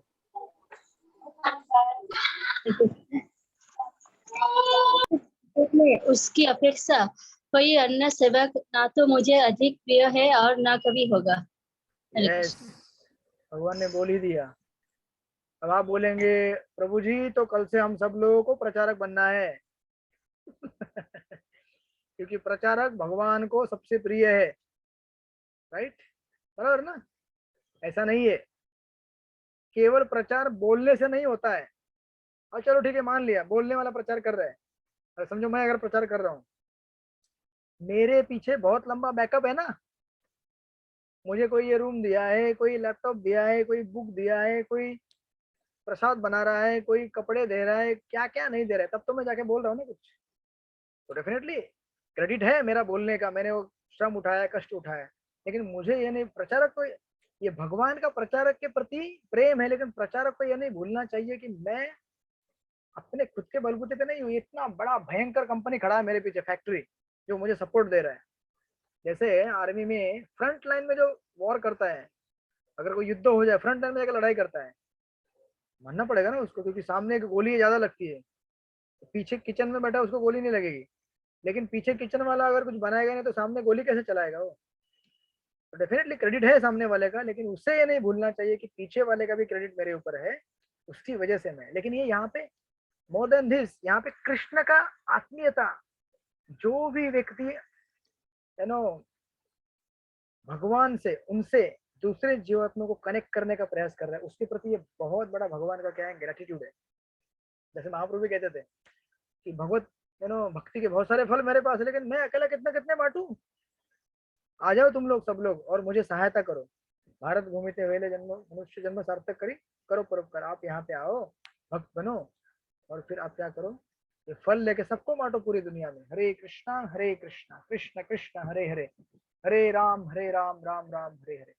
तो आप जब करो और दूसरों को भी बांटो, ये भगवान कहना चाहते हैं कि भगवान का प्रेम यहाँ पे प्रकट हो रहा है। But at the same time preacher लोगों को ये नहीं भूलना चाहिए कि प्रीचिंग केवल बोलने से होता है। एक सेंट फ्रांसिस का कोट है क्रिश्चियनिटी में, कहते हैं कि preach all day on preach all day, दिन भर प्रचार करो। अब देखिए आगे क्या बोलते हैं, and on a few occasion if required speak a few words. और अगर आपको लगे तो थोड़ा बोलो। इसका मतलब क्या है, दिन भर प्रचार करो और आपको लगे तो कुछ बोलो। मतलब क्या है, मतलब ये है कि प्रचार केवल शब्दों से नहीं होता है, प्रचार हमारे व्यवहार से होता है। अगर हमारा व्यवहार अच्छा नहीं है और केवल प्रचार है तो वो प्रचार नहीं होता है, क्योंकि इससे उल्टा अपप्रचार होता है, मतलब प्रचार नहीं होता है। लेकिन ये देखो इतना अच्छा लंबा प्रवचन दिया, अभी देखो जाके बीड़ी फूक रहे हैं। ऐसे भागवत कथाकार सो कॉल्ड जो रिसाइटर रहते हैं प्रोफेशनल, कथा करते हैं फिर बोलते हैं गला सूख गया लाओ बीड़ी, थोड़ा बीड़ी पी के गला क्लीन करता हूँ। ऐसे कथाकारों से लोग क्या इंस्पिरेशन लेंगे, क्या प्रेरणा मिलेगी उनको उनसे। इसलिए हमारे लिए इम्पोर्टेंट है कि हम लोग अपना आचरण अच्छा बनाए। इसलिए देखिए कहते हैं, इंग्लिश में कहावत है, people don't care how much we know. लोग ये ध्यान नहीं देते कि हम कितना जानते हैं, कितना पांडित्य हम कितना बोलते हैं, बल्कि people know how much you care, कितना आपको उनके प्रति केयर को हिंदी में क्या बोलते हैं, थोड़ी से इन केयर हिंदी क्या बोलते हैं केयर को, सावधानी पूर्वक। ये केयर अलग है, वो ध्यान केयर रखना। ध्यान रखना। प्रभु दो, जी ख्याल रखना, ख्याल रखना है। दो केयर ख्याल होते हैं, एक केयरफुली सावधानी से, और दूसरा ध्यान रखना, केयर करना, take care, to take care. तो अभी बहुत सारा लंबा लंबा हम प्रवचन करेंगे, लेकिन अगर आपके सामने कोई भिखारी है, चल हट यहाँ से, फुट फुट, हो गया तुम्हारा प्रचार, फेल हो गया वहीं पे। तो प्रचारक ऐसे नहीं बनते, प्रचारक एक्चुअली अपने व्यवहार से बनते हैं। ऐसे तो बहुत सारे पंडित पड़े हैं मार्केट में जो गीता के साथों चलो कंठस्थ जानते हैं, हर एंगल से एनालाइज कर सकते हैं, गीता में कितने श्लोक किसने बोले, कौन सा शब्द कहाँ पे कितनी बार रिपीट हुआ, सब बताएंगे। लेकिन इन लोगों के आचरण में कुछ भी नहीं है। ऐसा है, प्रचार हमारे लिए खास करके है आचरण के द्वारा। जितना अच्छा हमारा आचरण रहेगा उतना जबरदस्त प्रचार हम कर सकते हैं। और प्रचार में भी फिर बोलने के अंदर भी 3-4 कैटेगरी आती है। एक कैटेगरी है भगवान के बारे में बोलना, दूसरी कैटेगरी है कि लोगों के मिसकॉन्सेप्शन दूर करना, ये भी बहुत बड़ा प्रचार है। लोगों की गलत धारणाएं भक्ति के बारे में उसको दूर करना। एक तो प्योर कृष्ण कथा हो सकती है, भगवान की लीला के बारे में बताओ, लेकिन लोगों के जो कॉन्सेप्शन है, गलत धारणा है, उनको गलत निवारण करना, और भक्तों को हेल्प करना भक्ति करने के लिए, ये भी बहुत बड़ा प्रचार है। आप ये मत सोचिए कि आप आपस में साथ में रहते हैं, बात करते हैं, गुहिया माखती करते हैं, वो प्रचार है। आप एक दूसरे को इनकरेज कर रहे हैं, हेल्प कर रहे हैं, भक्ति में कैसे आगे बढ़ना है, दैट इज ऑल्सो प्रचार। और इस तरह से अगर कोई प्रचार करेगा तो वो मेरा प्रिय भक्त बनेगा। और देखिए कभी कभी बहुत बार ऐसा देखा जाता है कि हम सब नए नए भक्त बनाना चाहते हैं, नए नए भक्त बनाना चाहते हैं। अरे भैया, लेकिन जो भक्त बने उनका कौन केयर लेगा? हमको लगता है कि भक्ति मतलब मैंने इसको चैंटिंग सिखाया। अरे भाई चैंटिंग सिखा, लेकिन अभी आगे लाइफ टाइम कौन केयर करेगा उसका? चैंटिंग तो सिखाया, कपड़ा पहनना सिखाया, लेकिन धोना कौन सिखाएगा उसको? कपड़ा धोना भी सिखाना चाहिए ना, कपड़ा फटेगा भी, सिलाना भी सिखाना चाहिए। तो हम सब लोग फटेंगे, कटेंगे, बहुत गंदगी आएगी, उसको धुलाना पड़ेगा, सिलाना पड़ेगा, कहीं पैचिंग करना पड़ेगा। ये सब काम लाइफ टाइम का काम है। एक भक्त ऐसा नहीं बनता है केवल 16 माला चालू कर दिया, 4 नियम, पूरा लाइफ टाइम उसका केयर करना पड़ेगा, देन ही बिकम्स द डिवोटी। राइट? जैसे प्रभुपाद के जीवन में हम देखेंगे, प्रभुपाद ने मतलब बनाया भी भक्तों को, मतलब निर्माण क्रिएट भी किया और उनको मेंटेन भी किया लास्ट तक। प्रभुपाद रात के टाइम में भगवान के बारे में लिखते थे, दिन के टाइम में भी लिखते थे, 2400 घंटा। कितना केयर है। जितने भी प्रभुपाद ने बुक्स लिखे, किसके लिए लिखे? कि नए भक्त बनाने के लिए नहीं लिखे, वो तो है ही है, लेकिन जो भक्त ऑलरेडी बन चुके हैं उनके केयर में लिखे हैं। ये सारे जो गीता है, भागवत है, क्या समझते हैं आप किसके लिए लिखा हुआ है? प्रभुपाद कई बार कहे बुक डिस्ट्रीब्यूशन खाली मत करो, बुक मैंने डिस्ट्रीब्यूट करने के लिए नहीं लिखा है, खाली आपके पढ़ने के लिए लिखा है। ऐसे मूर्ख मत बनो, आपके लिए लिखा है, आप पढ़ोगे तभी भक्ति में टिक पाओगे लाइफ टाइम। ये प्रभुपाद का इतना बड़ा सैक्रिफाइस हमारे लिए है। एक्चुअली प्रभुपाद जहाँ पे थे matchless gift shop 26 second Avenue में, उस मैचलेस गिफ्ट शॉप के एक साइड में बार था और दूसरे साइड में था स्मशान घाट शमशान भूमि। ये चैतन्य चंद्र कहते हैं कि ये बहुत इंडिकेटिव है इस जगत का, कि लोग इस जगत में शराब पीते हैं, नशा करते हैं और जाके किसमें गिर जाते हैं, स्मशान भूमि जाके गिर जाते हैं, मर जाते हैं। हमारा पूरा जीवन क्या है, भौतिक जीवन, फलाना फलाना चीज खाओ, ये करो वो करो, मजा करो, जाके उधर गिर जाओ गड्ढे में। पूर्ण भौतिक जगत का वो प्रेजेंटेशन है। तो प्रभुपाद ऐसे जगत के ये जो दो जगह हैं, एक तरफ बार और एक तरफ क्रीमेटोरियम, उन जगह से उठा के हमको यहाँ पे लेके आए, यहाँ पे आ जाओ भैया ना बाहर में जाओ ना क्रीमेटोरियम में जाओ। ये प्रभुपाद का हमारे लिए बहुत बड़ा सैक्रिफाइस रहा है।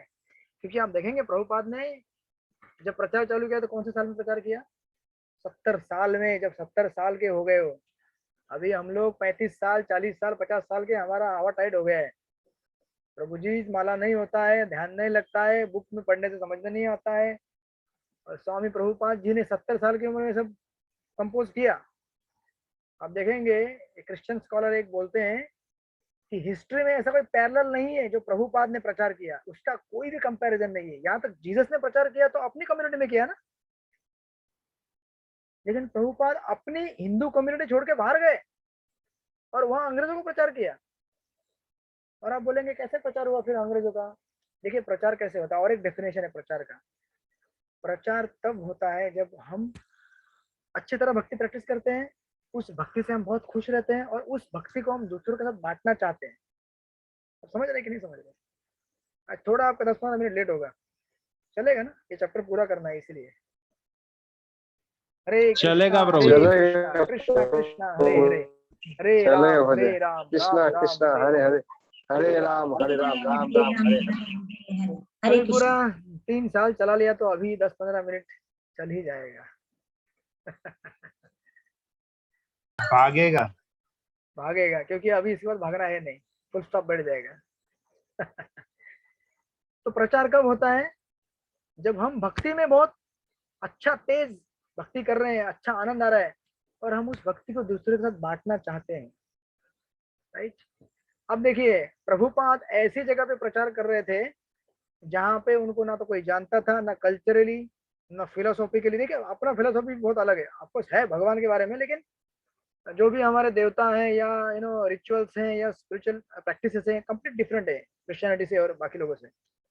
जगह अलग, ऑडियंस अलग। प्रभुपाद की उम्र के 70 साल की उम्र, और वहां के लोग, उनका नारा था 30 साल के ऊपर के लोगों को विश्वास नहीं रखना है, हिप्पी लोगों का किसी को विश्वास नहीं रखना है, क्योंकि भरोसा ही उठ गया था उन लोगों का उस लोगों के ऊपर से। तो ऐसे आचार्य वहां जाके प्रचार किए, ये मिराकल है कि नहीं? है चमत्कार है बहुत बड़ा। और ये चमत्कार क्यों हुआ? क्योंकि प्रभुपाद के हृदय में भक्ति थी, उससे खुश थे वो बटलर ईगल में एक न्यूज लेटर में आता था, भक्ति वेदांत स्वामी 70 साल की उम्र, 40 साल उन्होंने भारत में स्ट्रगल किया प्रचार करने के लिए, टोटल फेल। अमेरिका में गए, शुरू में टोटल फेल, नहीं हुआ प्रचार उनका 1 साल तक, फिर भी खुश। क्यों खुश? प्रभुपाद अंदर रोज का चैंटिंग कर रहे थे, भगवान को ऑफरिंग कर रहे थे, खुश थे भक्ति में अपने। और ऐसी भक्ति लोगों के साथ जब वो बांटना चाहते थे, तो जब सामने उनके ऑडियंस आता था तो परमात्मा उन ऑडियंस के अंदर ये बताने, मतलब कहते हैं ना उसको रैपो, जैसे अभी आपका और हमारे कनेक्शन बन चुका है, आपके और हमारे बीच में एक पैचअप हो गया है। आप जानते हैं कि मैं क्या बताना चाहता हूँ और मैं भी जानता हूँ कि आपकी मनोवृत्ति क्या है। तो हमारा एक काइंड ऑफ अंडरस्टैंडिंग है, स्टूडेंट टीचर का रिलेशनशिप है हमारा, बन गया है। और मैं जानता हूँ आप कितना कैपेसिटी है, अभी समझ गया हूँ ऑलमोस्ट आपका कितना कैपेसिटी है पढ़ाई करने का, कितना स्ट्रेच कर सकते हैं आप, कितना नहीं कर सकते। इसको कहते हैं एक संबंध बनाना, वो बन गया अपने अंदर। तो अभी परमात्मा भगवान इस तरह से काम करते हैं कि हमेशा मुझे इंस्पायर करते हैं, इनको इतना ही बताओ, ये बताओ, इस तरह से करो, और आपको भी बताते हैं कि इस तरह से सुनो, वो बताना चाहते हैं। परमात्मा आपके अंदर आपको कन्विंस करते हैं कि ये चीज सही है, ये चीज गलत है। उसी प्रकार प्रभुपाद के लाइफ में भी उन हिप्पी लोगों के जो अमेरिका थे, यहाँ पे रहते थे, उनके मन में भगवान ने, परमात्मा ने उनको रिसेप्टिव बना दिया। ये जो बता रहे हैं ना परफेक्ट है, ये सही है और सही है एक्चुअली। इस तरह से एक पैचअप बना दिया दोनों के बीच में। दैट्स व्हाई एक्चुअली देखा जाए तो प्रीचिंग करने का सबसे सरल तरीका है कि पहले आप अच्छा भक्त बनो, अच्छी प्रीचिंग करो, मतलब भक्ति करो, और आप खुश रहेंगे ना तो आप अपने आप खुद बांटना चाहेंगे, आपको कोई बोलने नहीं आना पड़ेगा।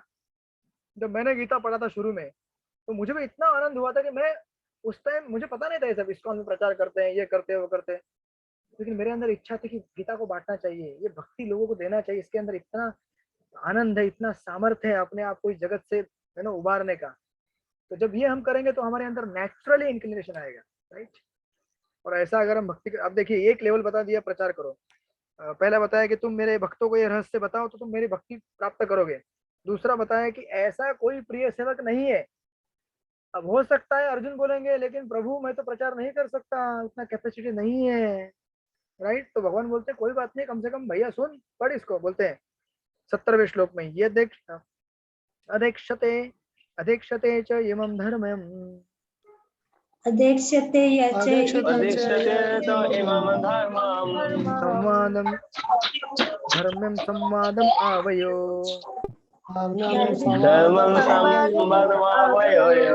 ज्ञान यज्ञेन तेनाहम्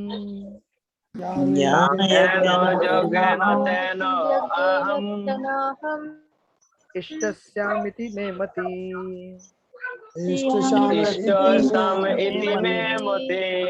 ओके, वंदना हो जाए माता जी, पढ़िए इसका अनुवाद। हरे कृष्ण प्रभु जी, दंडवत प्रणाम। प्रणाम। हाँ, और मैं कोशिश करता हूँ कि जो हमारे इस पवित्र समाज का अध्ययन करता है वह अपनी बुद्धि से मेरी पूजा करता है। हरे कृष्ण, धन्यवाद। तो भगवान बोल रहे हैं તો છે ને તમે આમાં મેસેजेस નાખી શકો પછી ઓલો ठीक है, होगा क्लास खत्म होगा, थोड़ा सा 5 मिनट का सब्र कीजिए। तो भगवान कहते हैं कि कोई बात नहीं, तुम अगर प्रचार नहीं कर सकते हो कम से कम मेरी गीता का अध्ययन करो। मेरी गीता का केवल अध्ययन करने से तुम क्या करोगे, बुद्धि से मेरी पूजा करोगे। देखो पूजा मतलब केवल अगरबत्ती फूलों से नहीं होती है। बेसिकली पूजा करना मतलब क्या होता है, अपने चित्त को भगवान में लगाना, बराबर ना, यही होता है ना उद्देश्य। ये जितने भी हम क्रियाएं करते हैं, जप करते हैं या प्रसाद लेते हैं या भगवान का श्रृंगार करते हैं, सबका उद्देश्य क्या है, अपने मन को भगवान में लगाना। तो जब हम गीता पढ़ेंगे तो भगवान में मन लगेगा या नहीं लगेगा, लगेगा ना डायरेक्टली, राइट। इसीलिए देखिए हम जब भी जो भी सेवा करते हैं उसका उद्देश्य केवल एक ही होना चाहिए, क्या, भगवान के प्रति भक्ति और हमारा शुद्धिकरण। बाकी तो सब आपको मतलब कोई अवार्ड देगा, कोई बोलेगा बहुत अच्छा सुंदर प्रभु जी लेक्चर, कोई बख्शिश देगा, पैसा देगा, जो भी, ये सब बाय प्रोडक्ट है। मेन प्रोडक्ट है अभी जो मैं आपको बोल रहा हूँ गीता के बारे में, मेरा शुद्धिकरण हो रहा है, आप सुन रहे हैं, आपका शुद्धिकरण हो रहा है, राइट। तो ये नेक्स्ट लेवल बताया। अब अर्जुन बोलेंगे पढ़ना भी मुश्किल है भगवान, तो और एक लेवल भगवान बताते हैं। श्रद्धावान सुनय श्रद्धावान अनुसूयश्च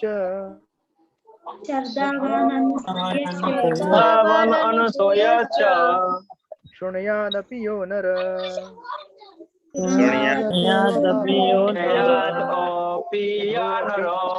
सोऽपि मुक्त शुभां लोकान्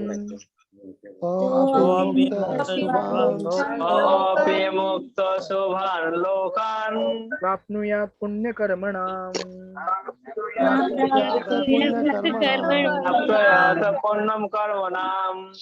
अनुराधा माता जी पढ़िए इसका अनुवाद। हरे कृष्ण प्रभु जी, धन्यवाद प्रणाम। और जो श्रद्धा समेत तथा द्वेषारहित होकर इसे सुनता है वो सारे पापों से मुक्त हो जाता है और उन शुभ लोकों को प्राप्त होता है जहाँ पुण्य आत्माएं निवास करती है। हरे कृष्णा, धन्यवाद प्रणाम। यस, तो देखिए भगवान का कृपा कितना लेवल एक लेवल नीचे आ रहा है। पहले बोले भक्ति करो, फिर बोले प्रचार करो, नहीं जमता है पढ़ाई करो, नहीं जमता है सुनो। केवल श्रवण करने से हम क्या करेंगे, पुण्य लोक। अरे पुण्य लोक मतलब हमारे आचार्य कहते हैं पुण्य लोक मतलब ये शुभान लोकान दिया ना यहाँ पे। शुभान लोकान मतलब स्वर्ग वगैरह नहीं है। शुभान लोकान मतलब अपने ध्रुव महाराज जहाँ पे रहते हैं, ध्रुव लोक, उसे शुभान लोकान कहा गया है। बेसिकली इस वैकुंठ, इस भौतिक जगत में लोकल वैकुंठ प्लैनेट, वहां जाके हमें भगवान का सानिध्य मिलेगा और ध्रुव महाराज जैसे शुद्ध भक्तों का संग मिलेगा, और वहां से हम फिर आगे तरक्की करके अल्टीमेटली मुक्त होकर भौतिक जगत से आध्यात्मिक जगत में जाएंगे। ये शुभान लोकान का अर्थ यहाँ पे है, आचार्य हमारे कहते हैं। तो केवल गीता सुनने से, इनफैक्ट गीता महात्म्य में भी ये कहा गया है कि जो गीता का नियमित श्रवण करता है वो वैकुंठ लोगों को प्राप्त करता है। ये गीता महात्म्य का एक फलश्रुति है, वन ऑफ द। तो इस तरह से भगवान का ये नीचे नीचे नीचे नीचे उनका कृपा आ रहा है। जैसे कोई अगर आदमी कोई कुएं में गिर जाए तो उसको हम रस्सी फेंकेंगे, ले बेटा रस्सी पकड़, बोलेगा मैं रस्सी भी नहीं ये कर सकता, ऐसा पकड़ पकड़ के ऊपर आ सकता। तो बोले केवल पकड़ के रख, मैं खींचता हूं ऊपर। तो हमको क्या करना है? केवल भगवान का हाथ पकड़ के रखना है, भक्तों का हाथ पकड़ के रखना है, वो हमको खींचेंगे राधा गिरधारी मंदिर की तरफ। तो खुल चुका है ना मंदिर तो आपको मंदिर लेके जाएंगे। इस तरह से भगवान का ये डिसेंडिंग मर्सी डिसेंड होते जा रहा है। और ऑफ कोर्स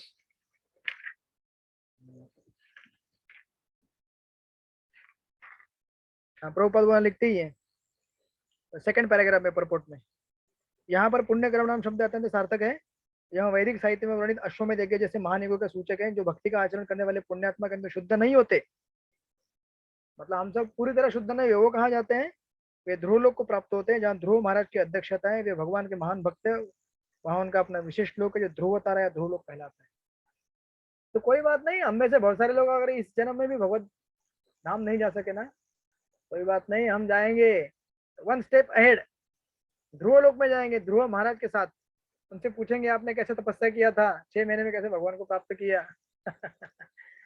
और किस तरह से आपने भगवान को स्तुति किया। तो वहां उनके संग से हम शुद्ध हो जाएंगे। तो ये हमारे लिए एक होप है, राइट। और ऑफ कोर्स अभी फिर भगवान अर्जुन के हाथ में सौंप देते हैं अभी निर्णय। भगवान कहते 72 में कच्चिदेतच्छ्रुतं पार्थ कच्चिदेतच्छ्रुतं पार्थ तय्याग्रेण चेतसा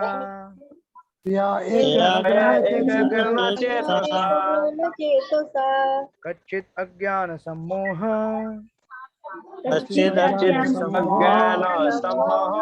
प्रणष्टस्ते धनंजय।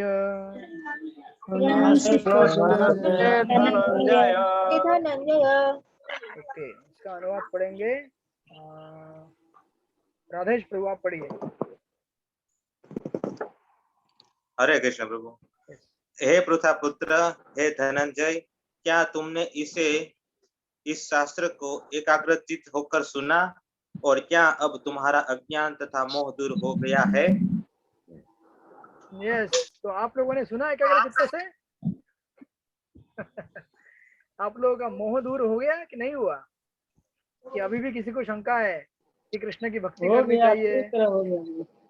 पूरी तरह हो गया, एक्स्ट्रा भी हो गया एक्स्ट्रा भी हो गया 1 साल, राइट, कोविड की वजह से।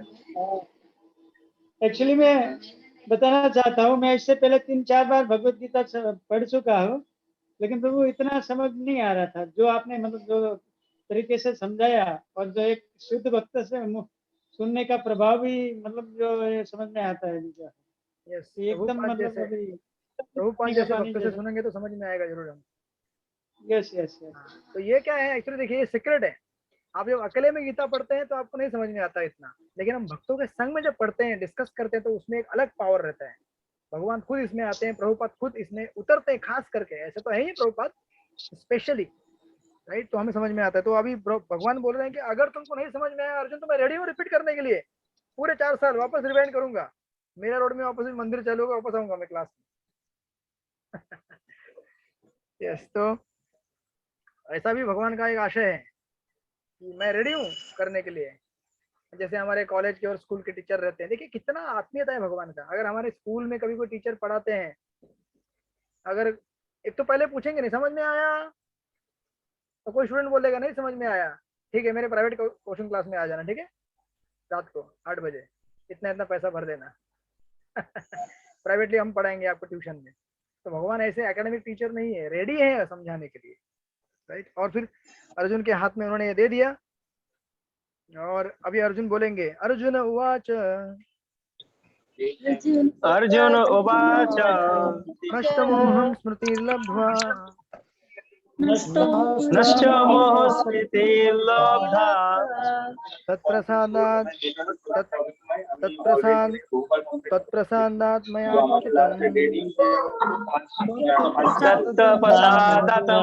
अच्युत हितोऽस्मि गतसन्देहः हितोऽस्मि गत सन्देह करिष्ये वचनं तव करिष्ये वचनं तव।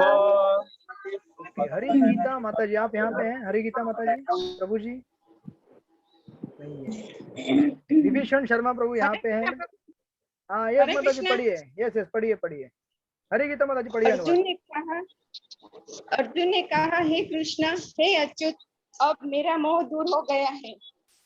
आपके अनुग्रह से मुझे मेरी स्मरण शक्ति वापस मिल गई। अब मैं संशय रहित तथा दृढ़ हूँ और आपके आदेशानुसार कर्म करने के लिए उद्यत हूँ। ओके, तो अर्जुन ने डिक्लेयर कर दिया, भगवान मुझे पूरी गीता समझ में आ गई है। अब मैंने जो बाण छोड़ा था, विस्तृज ससरम चापम शोक संविघ्न मानसा, प्रथम अध्याय के 46 वर्ष में अर्जुन बोले, मैं अभी वो धनुष बाण जो कि भक्त का निर्णय है, एक डिटर्मिनेशन है, निश्चय भगवान की सेवा करने का, उसको मैं उठाऊंगा और बाण चलाऊंगा। भगवान प्रथम अध्याय में हमने देखा था, प्रत्यक्ष प्रमाण पे ज्यादा जोर देने से क्या होता है, हम भ्रमित हो जाते हैं।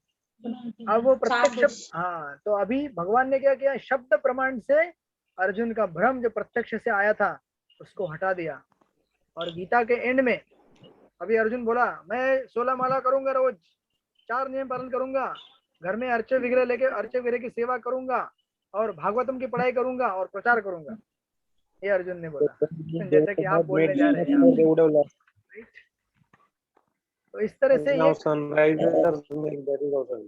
अब थोड़ा सब्र बना के रखिए और 5 मिनट पूरा हो जाएगा ये। इस तरह से अर्जुन ने बताया कि मैं अभी पूरी तरह से क्या हो गया हूँ, शुद्ध हो गया हूँ आपके वाणी से भगवान। और आप देखेंगे सेम पैरेलल आपको यहाँ दिखेगा, एक क्रिश्चियनिटी में और जीसस में और अर्जुन में। जीसस का भी जब क्रूसिफिक्शन हो रहा था, उनको जब सूली पे चढ़ाया गया, तो जीसस ने कहा कि पहले कहा, भगवान let this cup pass. Cup मतलब उस टाइम में जहर, कप में जहर डाल के मारते थे लोगों को पिला के। तो जीसस ने कहा कि लेट दिस कप पास, लेकिन बाद में उनको लगा ये ठीक नहीं है, तो उन्होंने बोला कि let thy will be done, आपकी जो इच्छा हो होने दो भगवान। लेकिन अर्जुन ने एक स्टेप अहेड क्या कहा, आपकी इच्छा जो भी हो होने दो और उस इच्छा को मैं पूरा करूंगा भगवान। तो समझ रहे हैं केवल आपकी इच्छा पूरी नहीं होने दो, मैं पूरा करूंगा, प्रत्यक्ष मैं उतरूंगा फील्ड में, मैं धनुष्यबाण उतारूंगा। इस तरह से अर्जुन ने दासत्व पद करा, आपको जीसस ने भी दासत्व पद करा। अर्जुन ने कहा कि मैं दास बनना चाहूंगा, अभी मैं आप तक एंजॉयर बन के घूम रहा था इस जगत में, भोक्ता। जितना मैं भोक्ता बन रहा था उतना मैं अपने आप को कमजोर महसूस कर रहा था, लेकिन मैं अभी दास बन गया हूं ना। देखिए, सरेंडर करना, दास बनना, ये हमें शक्ति प्रदान करता है। कैसे? जब हम भगवान को शरण जाएंगे तो भगवान के मार्फत जो कार्य होगा वो बहुत जबरदस्त और अच्छा कार्य संपन्न होगा। अगर हम अपने हाथ में लेते हैं सब कुछ और हम खुद करना चाहते हैं तो हमारी कितनी शक्ति है, वो थोड़ी शक्ति है ना। लेकिन भगवान ने अगर हमारा साथ दिया तो हमारी शक्ति अनंत बन जाती है, क्योंकि वो अनंत है और उनमें हम अच्छा कार्य कर सकते हैं। और अगर हम अपने बलबूते पे काम करना चाहेंगे तो हम कितना कंट्रोल कर सकते हैं। हमारे परिस्थितियां, हमारे सिचुएशंस हमारे फेवर में नहीं आएंगी, क्योंकि बहुत कठिन है इन स्थितियों को कंट्रोल करना। लेकिन भगवान हमारे साथ में रहेंगे तो क्या होगा, हम यहाँ पे रोबात लिख रहे हैं, बीच में रोबात लिखते हैं, यदि वह परमेश्वर की सेवा करता है तो वह अपनी सामान्य स्थिति में रहता है, लेकिन यदि वह बाह्य शक्ति माया की सेवा करना पसंद करता है तो वह निश्चित रूप से बंधन में पड़ जाता है। और अर्जुन ने सोचा कि अभी मैं भगवान की सेवा करूंगा। तो आप लोग पढ़ लीजिए परपट, मैं पढ़ूंगा नहीं। अब इसके आगे 74, 75 ये 3-4 श्लोक अभी संजय बोल रहे। संजय उवाच संजय उवाच इति हत्य वासुदेवस्य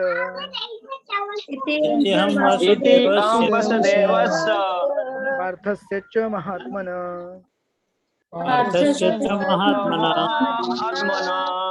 संवादम इमं शोषम्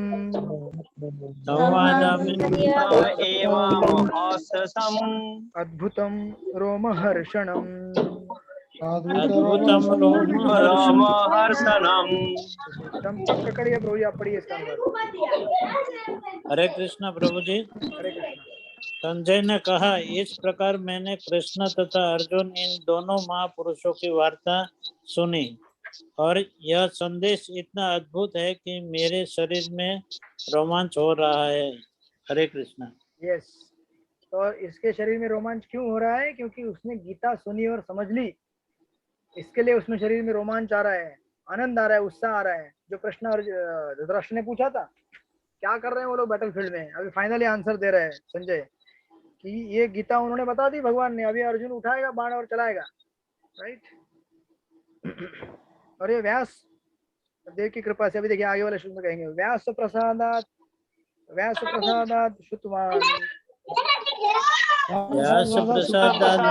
श्रुतवान एतद् गुह्यम् अहं परम्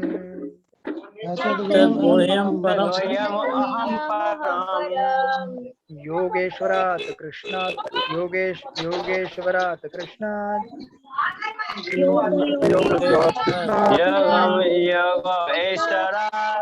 साक्षात् कथयं स्वयं।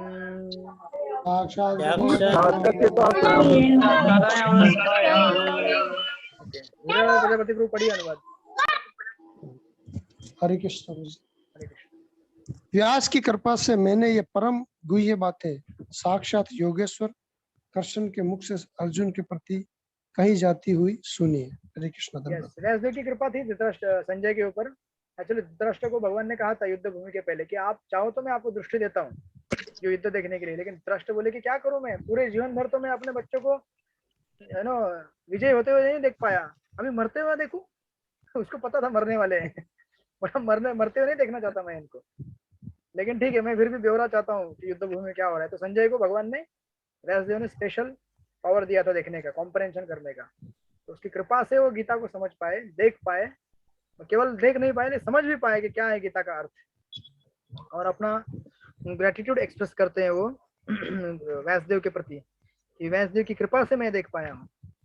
राजन संस्कृत्य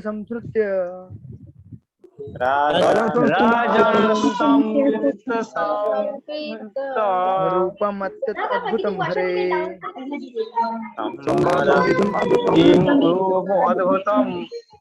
विस्मयो में महाराजन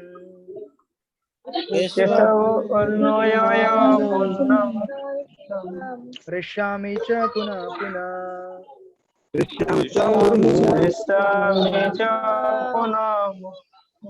रवि प्रभु पढ़िए, रवि प्रभु आरजी, रवि प्रभु। प्रभु जी 76 श्लोक रह गया, 77 है ये। हाँ प्रभु जी 76 ओके राजन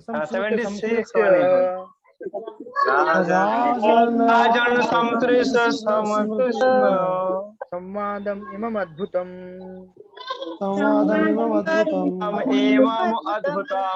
केशवाय अर्जुनो पुण्यम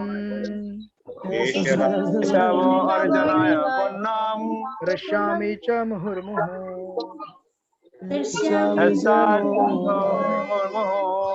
सरला स्वरूप माता जी पढ़िए अनुवाद। हे राजन, हाँ पढ़िए आरजी पढ़िए। हे राजन, जब मैं कृष्ण तथा अर्जुन के मध्य हुई इस आश्चर्यजनक तथा पवित्र वार्ता का बारंबार स्मरण करता हूँ तो प्रत्येक क्षण आह्लाद से गदगद हो उठता हूँ। ओके आगे वाला पढ़िए 77 तरला स्वरूप माता जी 77 वाला पढ़िए अनुवाद। 77 का पढ़िए। हे राजन, भगवान कृष्ण के अद्भुत रूप का स्मरण करते ही मैं अधिकाधिक आश्चर्यचकित होता हूँ और पुनः पुनः हर्षित होता हूँ। हरे कृष्ण। यस, प्रचार करने के बाद अगर स्टूडेंट समझ में नहीं पाया तो लेकिन टीचर को कम से कम समझ में आता है। मतलब देखिए धृतराष्ट्र गीता नहीं समझ पाए लेकिन संजय समझ पाए, तो इसलिए हमारा प्रचार कभी भी फेल नहीं जाता है। धृतराष्ट्र नहीं समझ पाए तो क्या हुआ, लेकिन संजय जो बता रहा था वो समझ गया गीता, इसलिए हमें प्रचार करना चाहिए। टेंशन नहीं लेना चाहिए कितना लोग समझेंगे नहीं समझेंगे। अभी आप कितना समझे नहीं समझे मुझे पता नहीं, समझ गए आप बहुत सारा चीज, लेकिन मैं बहुत कुछ समझ गया, इतना तो मैं जान गया गीता के बारे में। इसलिए that's why it's never a failure, right. और कृष्ण ऐसी चीज है कि जिनको कांटेक्ट करने से एक थ्रिल आएगा आपको। तो एक शब्द है भगवान के प्रति बोलने वाले, या फिर भगवान का दर्शन है। हम भगवान का दर्शन अनंत काल के लिए ले सकते हैं, भगवान को श्रृंगार अनंत काल के लिए कर सकते हैं, भगवान का नाम अनंत काल के, भगवान की उस पोटेंसी है भगवान के भक्ति के अंगों में अलग अलग। और इसलिए जब भी हम प्रवचन करेंगे या फिर बुक डिस्ट्रीब्यूशन करेंगे, जो भी करेंगे, हमें केवल एक चीज याद रखनी चाहिए कि हमारा प्यूरिफिकेशन हो रहा है, शुद्धिकरण हो रहा है। हमारी सेवा का केवल एक ही उद्देश्य है, हमारा शुद्धिकरण। सामने वाला ट्रांसफॉर्म होगा तो बढ़िया, नहीं होगा तो भी डिसअपॉइंट नहीं होना है, राइट। प्रभुपाद 1933 से लेकर 1966 30-40 साल तक भारत में प्रचार किए, कोई टर्न नहीं हुआ, ट्रांसफॉर्म नहीं हुआ। लेकिन प्रभुपाद अपनी भक्ति को आगे आगे, मतलब प्रभुपाद तो नित्य सिद्ध है, लेकिन हमें दिखाने के लिए कह रहे हैं कि डिसअपॉइंट नहीं होना है कभी लाइफ में। 40 साल तक अगर आप प्रयास करेंगे और आप भक्ति शास्त्री पास नहीं हो पाए, आप हो जाएंगे, राइट। तो कैसा लगेगा आपको। लेकिन प्रभुपाद देखिए 40 साल तक प्रयास किया, लेकिन उनको विश्वास था कि मुझे ये प्रचार इसलिए नहीं करना है कि मुझे रिजल्ट चाहिए या मैं बड़ा बिल्डिंग बांधूंगा, मुझे इसलिए करना है क्योंकि मुझे गुरु ने आदेश दिया है, दैट्स इट। मेरे गुरु को प्रसन्न करने के लिए, भगवान को प्रसन्न करने के लिए। फिर बाकी तो डिटेल है, फिर उससे मंदिर निकलेंगे, गीताएं निकलेंगी, हजारों करोड़ों कॉपीज, वो केवल बाय प्रोडक्ट है उसका। प्राइमरी पर्पस हमारा क्या है, शुद्धिकरण। और अगर इस तरह से हम करेंगे तो ये फाइनल कंक्लूजन देते हैं संजय। यत्र योगेश्वर कृष्णो यत्र योगेश्वर कृष्ण यत्र पार्थो धनुर्धर यत्र पार्थो धनुर्धर तत्र श्री विजयो भूति तत्र श्री विजयो भूति ध्रुवानीतिर्मतिर्मम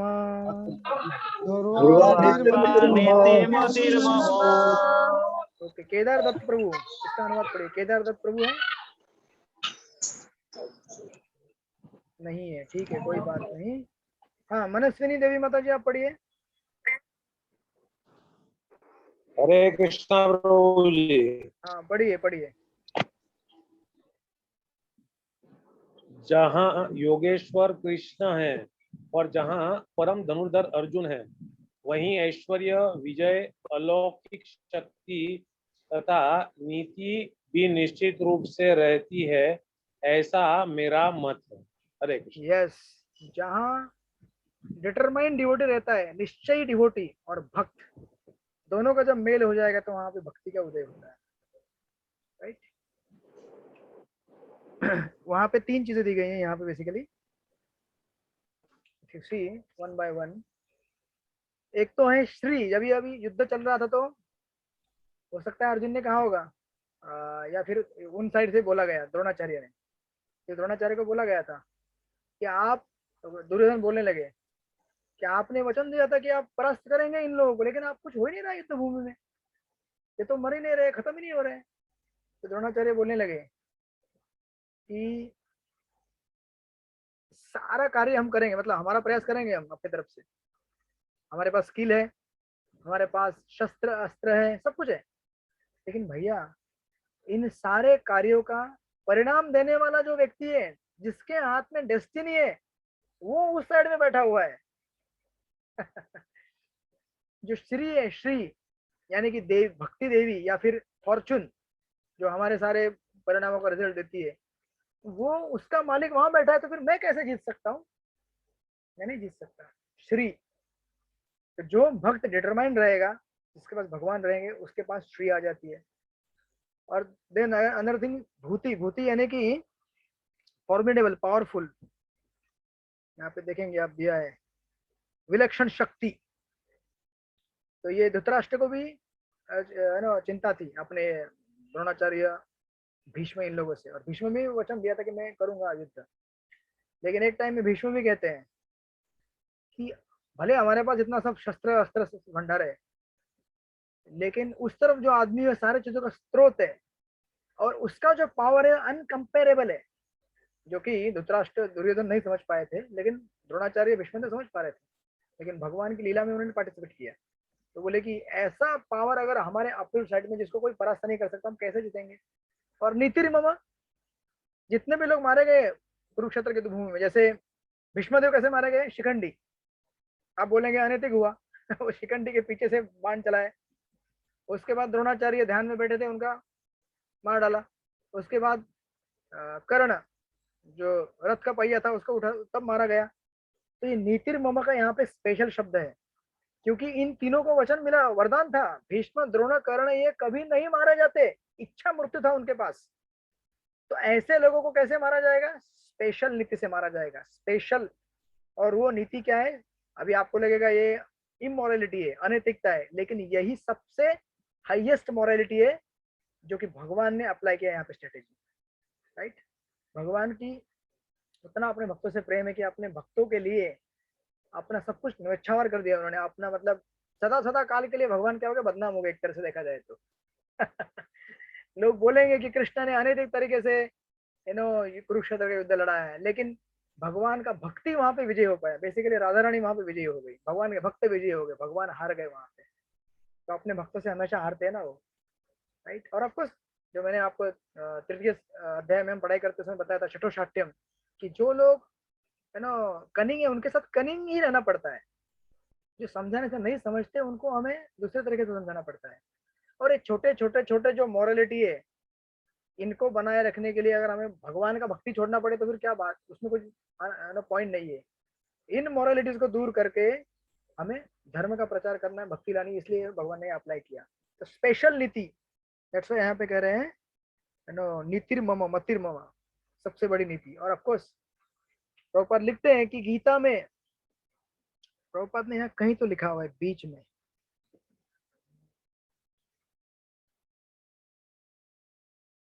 हाँ लास्ट का पैराग्राफ देखिए, लास्ट के पैराग्राफ में लास्ट के 3-4 लाइन उससे ऊपर, यह नीति विषयक आदेश 9वें अध्याय के 34 श्लोक में दिया गया है। कौन सी? ये जो नीति है, मन मना भव मद भक्त। मनुष्य को कृष्ण का भक्त बनना चाहिए और ऐसे धर्मों का सार है कृष्ण की शरणागति, सर्वधर्म परित्यज्य मामेक शरणं व्रज। भगवत गीता का आदेश तथा धर्म तथा नीति की परम विधि है ये। अन्य सारी विधियां भले ही शुद्ध करने वाली तथा इस विधि तक ले जाने वाली हो, लेकिन गीता का अंतिम आदेश समस्त नीति तथा धर्मों का सार वचन है, कृष्ण की शरण ग्रहण करो। That's it.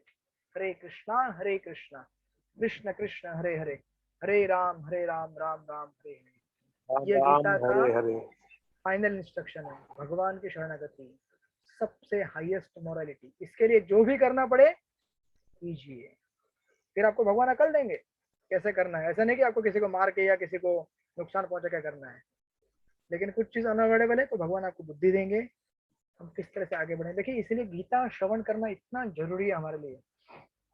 जैसे हम लोग खाना खाते हैं, प्रसाद लेते हैं, हमारा बॉडी बनता है, उसी प्रकार हम लोग श्रवण करते हैं तो हमारा मन और हमारा बुद्धि और आत्मा डेवलप होता है। ये अलग खाना है। ये अगर आप देते रहेंगे, आज आपने गीता 3-4 साल सुन लिया, लेकिन ये नित्य रखिए। आपके पास बहुत सारे प्रवचन है सुनाने वाले, सुनने वाले, प्रभुपाद की गीता है, ये हम कंटिन्यूसली करते रहेंगे श्रवण, तो हम कभी भी प्रत्यक्ष प्रमाण से भ्रमित नहीं होंगे। अदरवाइज इतना गीता सुनने के बाद भी अगर आपने स्टॉप कर दिया ना यहाँ पे, अब बोले बहुत हो गया, अभी 3 साल गीता सुन ली, पढ़ लिया, अब थोड़ा सा घूम फिर के आते हैं 1-2 साल, तो हो जाएगा आपका काम वहीं पे। इसलिए ये कंटिन्यूटी मत छोड़िए, गीता को पढ़ते रहिए। आगे भागवतम पढ़िए, चैतन्यचरित्र पढ़िए, बहुत सारी किताबें प्रभुपाद की उनको पढ़िए। इस तरह से ये गीता का यहाँ पे उपसंहार करते हैं श्रील प्रभुपाद। और ये अंतिम जो सॉरी मैंने आपको अंतिम पैराग्राफ बोला था वो, लेकिन ये 6-7-17 का पैराग्राफ था, पेज नंबर का 618, लास्ट पैराग्राफ में प्रभुपाद लिखते हैं, जीव अपने मूल रूप में शुद्ध आत्मा है, वो परमात्मा का एक परमाणु मात्र है। इस प्रकार भगवान कृष्ण की उपमा सूर्य से दी जा सकती है और जीवों की सूर्य प्रकाश से। क्योंकि सारे जीव कृष्ण की तटस्थ शक्ति, अतएव उनका संसर्ग भौतिक शक्ति अपरा या आध्यात्मिक शक्ति से होता है।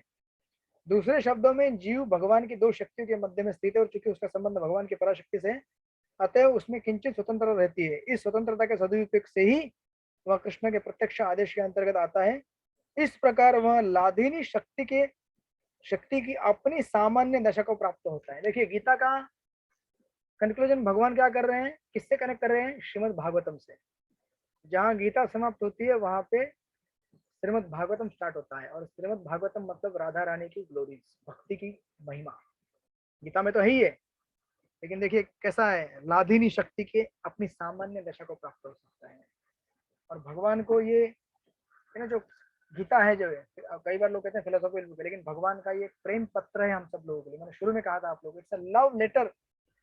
जैसे हरिगुरु प्रभुपाद ने कहा, आपने आज दीक्षा लिया है, ये दीक्षा लेने के बाद आपको कोई भी चिंता नहीं करना है, आपका सारा भार भगवान ने लिया है। अभी आप अपना हाथ भगवान के हाथ में सौंप दो और भगवान को अपना कार्य करने दो। आपके थ्रू भगवान बहुत सारा कार्य कराना चाहते हैं इस जगत में, आपको भक्त बनाना चाहते ही है, लेकिन जब तक आप अपना इंडिपेंडेंस रखोगे, जैसे प्रभुपाद कहें कि हम अपना इंडिपेंडेंस रखते हैं, मैं ऐसा हूँ, मैं ये करूंगा, मैं भगवान के भक्त और भगवान को शरण आइए, भगवान का इंस्ट्रक्शन फॉलो कीजिए गीता का, तो हम राधा रानी के आश्रय में आ जाएंगे, दैवी प्रकृति। इस तरह से हम महात्मा बनेंगे और ऐसा हम भक्ति करते करते जाएंगे, तो हमारे लिए भगवान दूर नहीं है, बहुत पास है। यह अनुभूति आपको धीरे धीरे आएगी। तो आप लोगों का बहुत धन्यवाद। इस तरह से हमारा श्रीमद् भगवद गीता का पाठ पूरा हो गया। 18 अध्याय, हालांकि 2-3 अध्याय मैंने बीच में दिए नहीं, लेकिन आपका जर्नी हमारा साथ में है।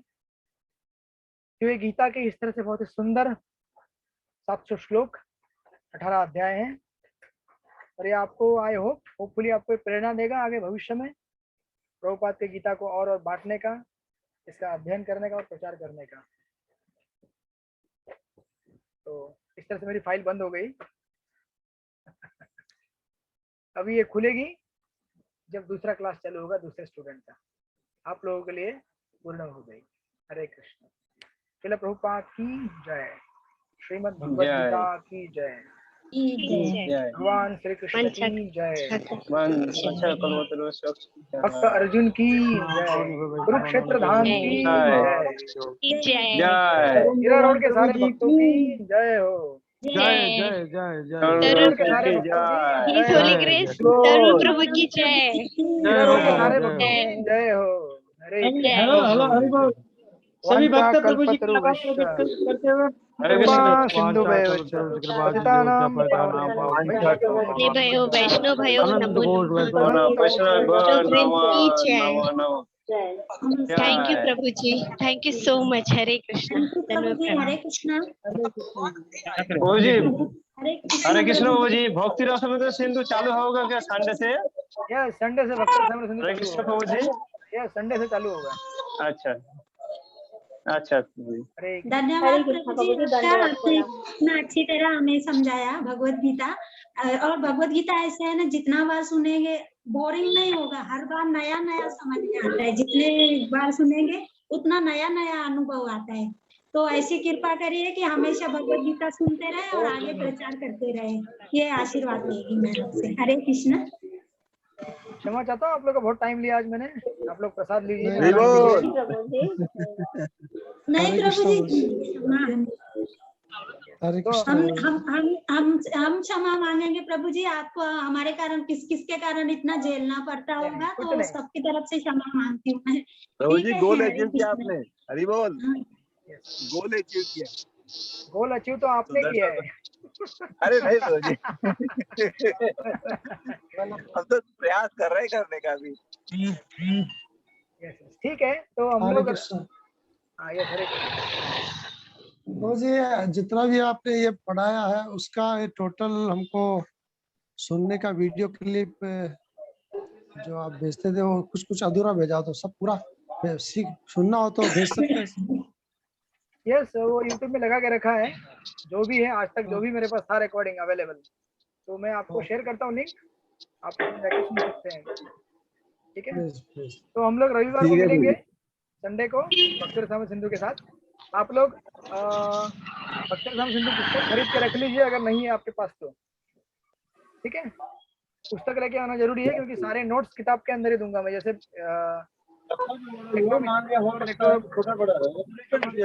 वैसे मैं दिया करूंगा इसमें नोट्स आपको। आप लोग आइए, संडे को मिलते हैं, और आप लोग सब ध्रुव लोग को जाएंगे या पता नहीं कहाँ जाएंगे गीता सुन के। तो इस तरह से हम लोग मिलेंगे। हरे कृष्ण। आप लोग बातें करना है कीजिए, मैं सेशन खुला छोड़ के छोड़ देता हूँ। हरे कृष्णा। धन्यवाद।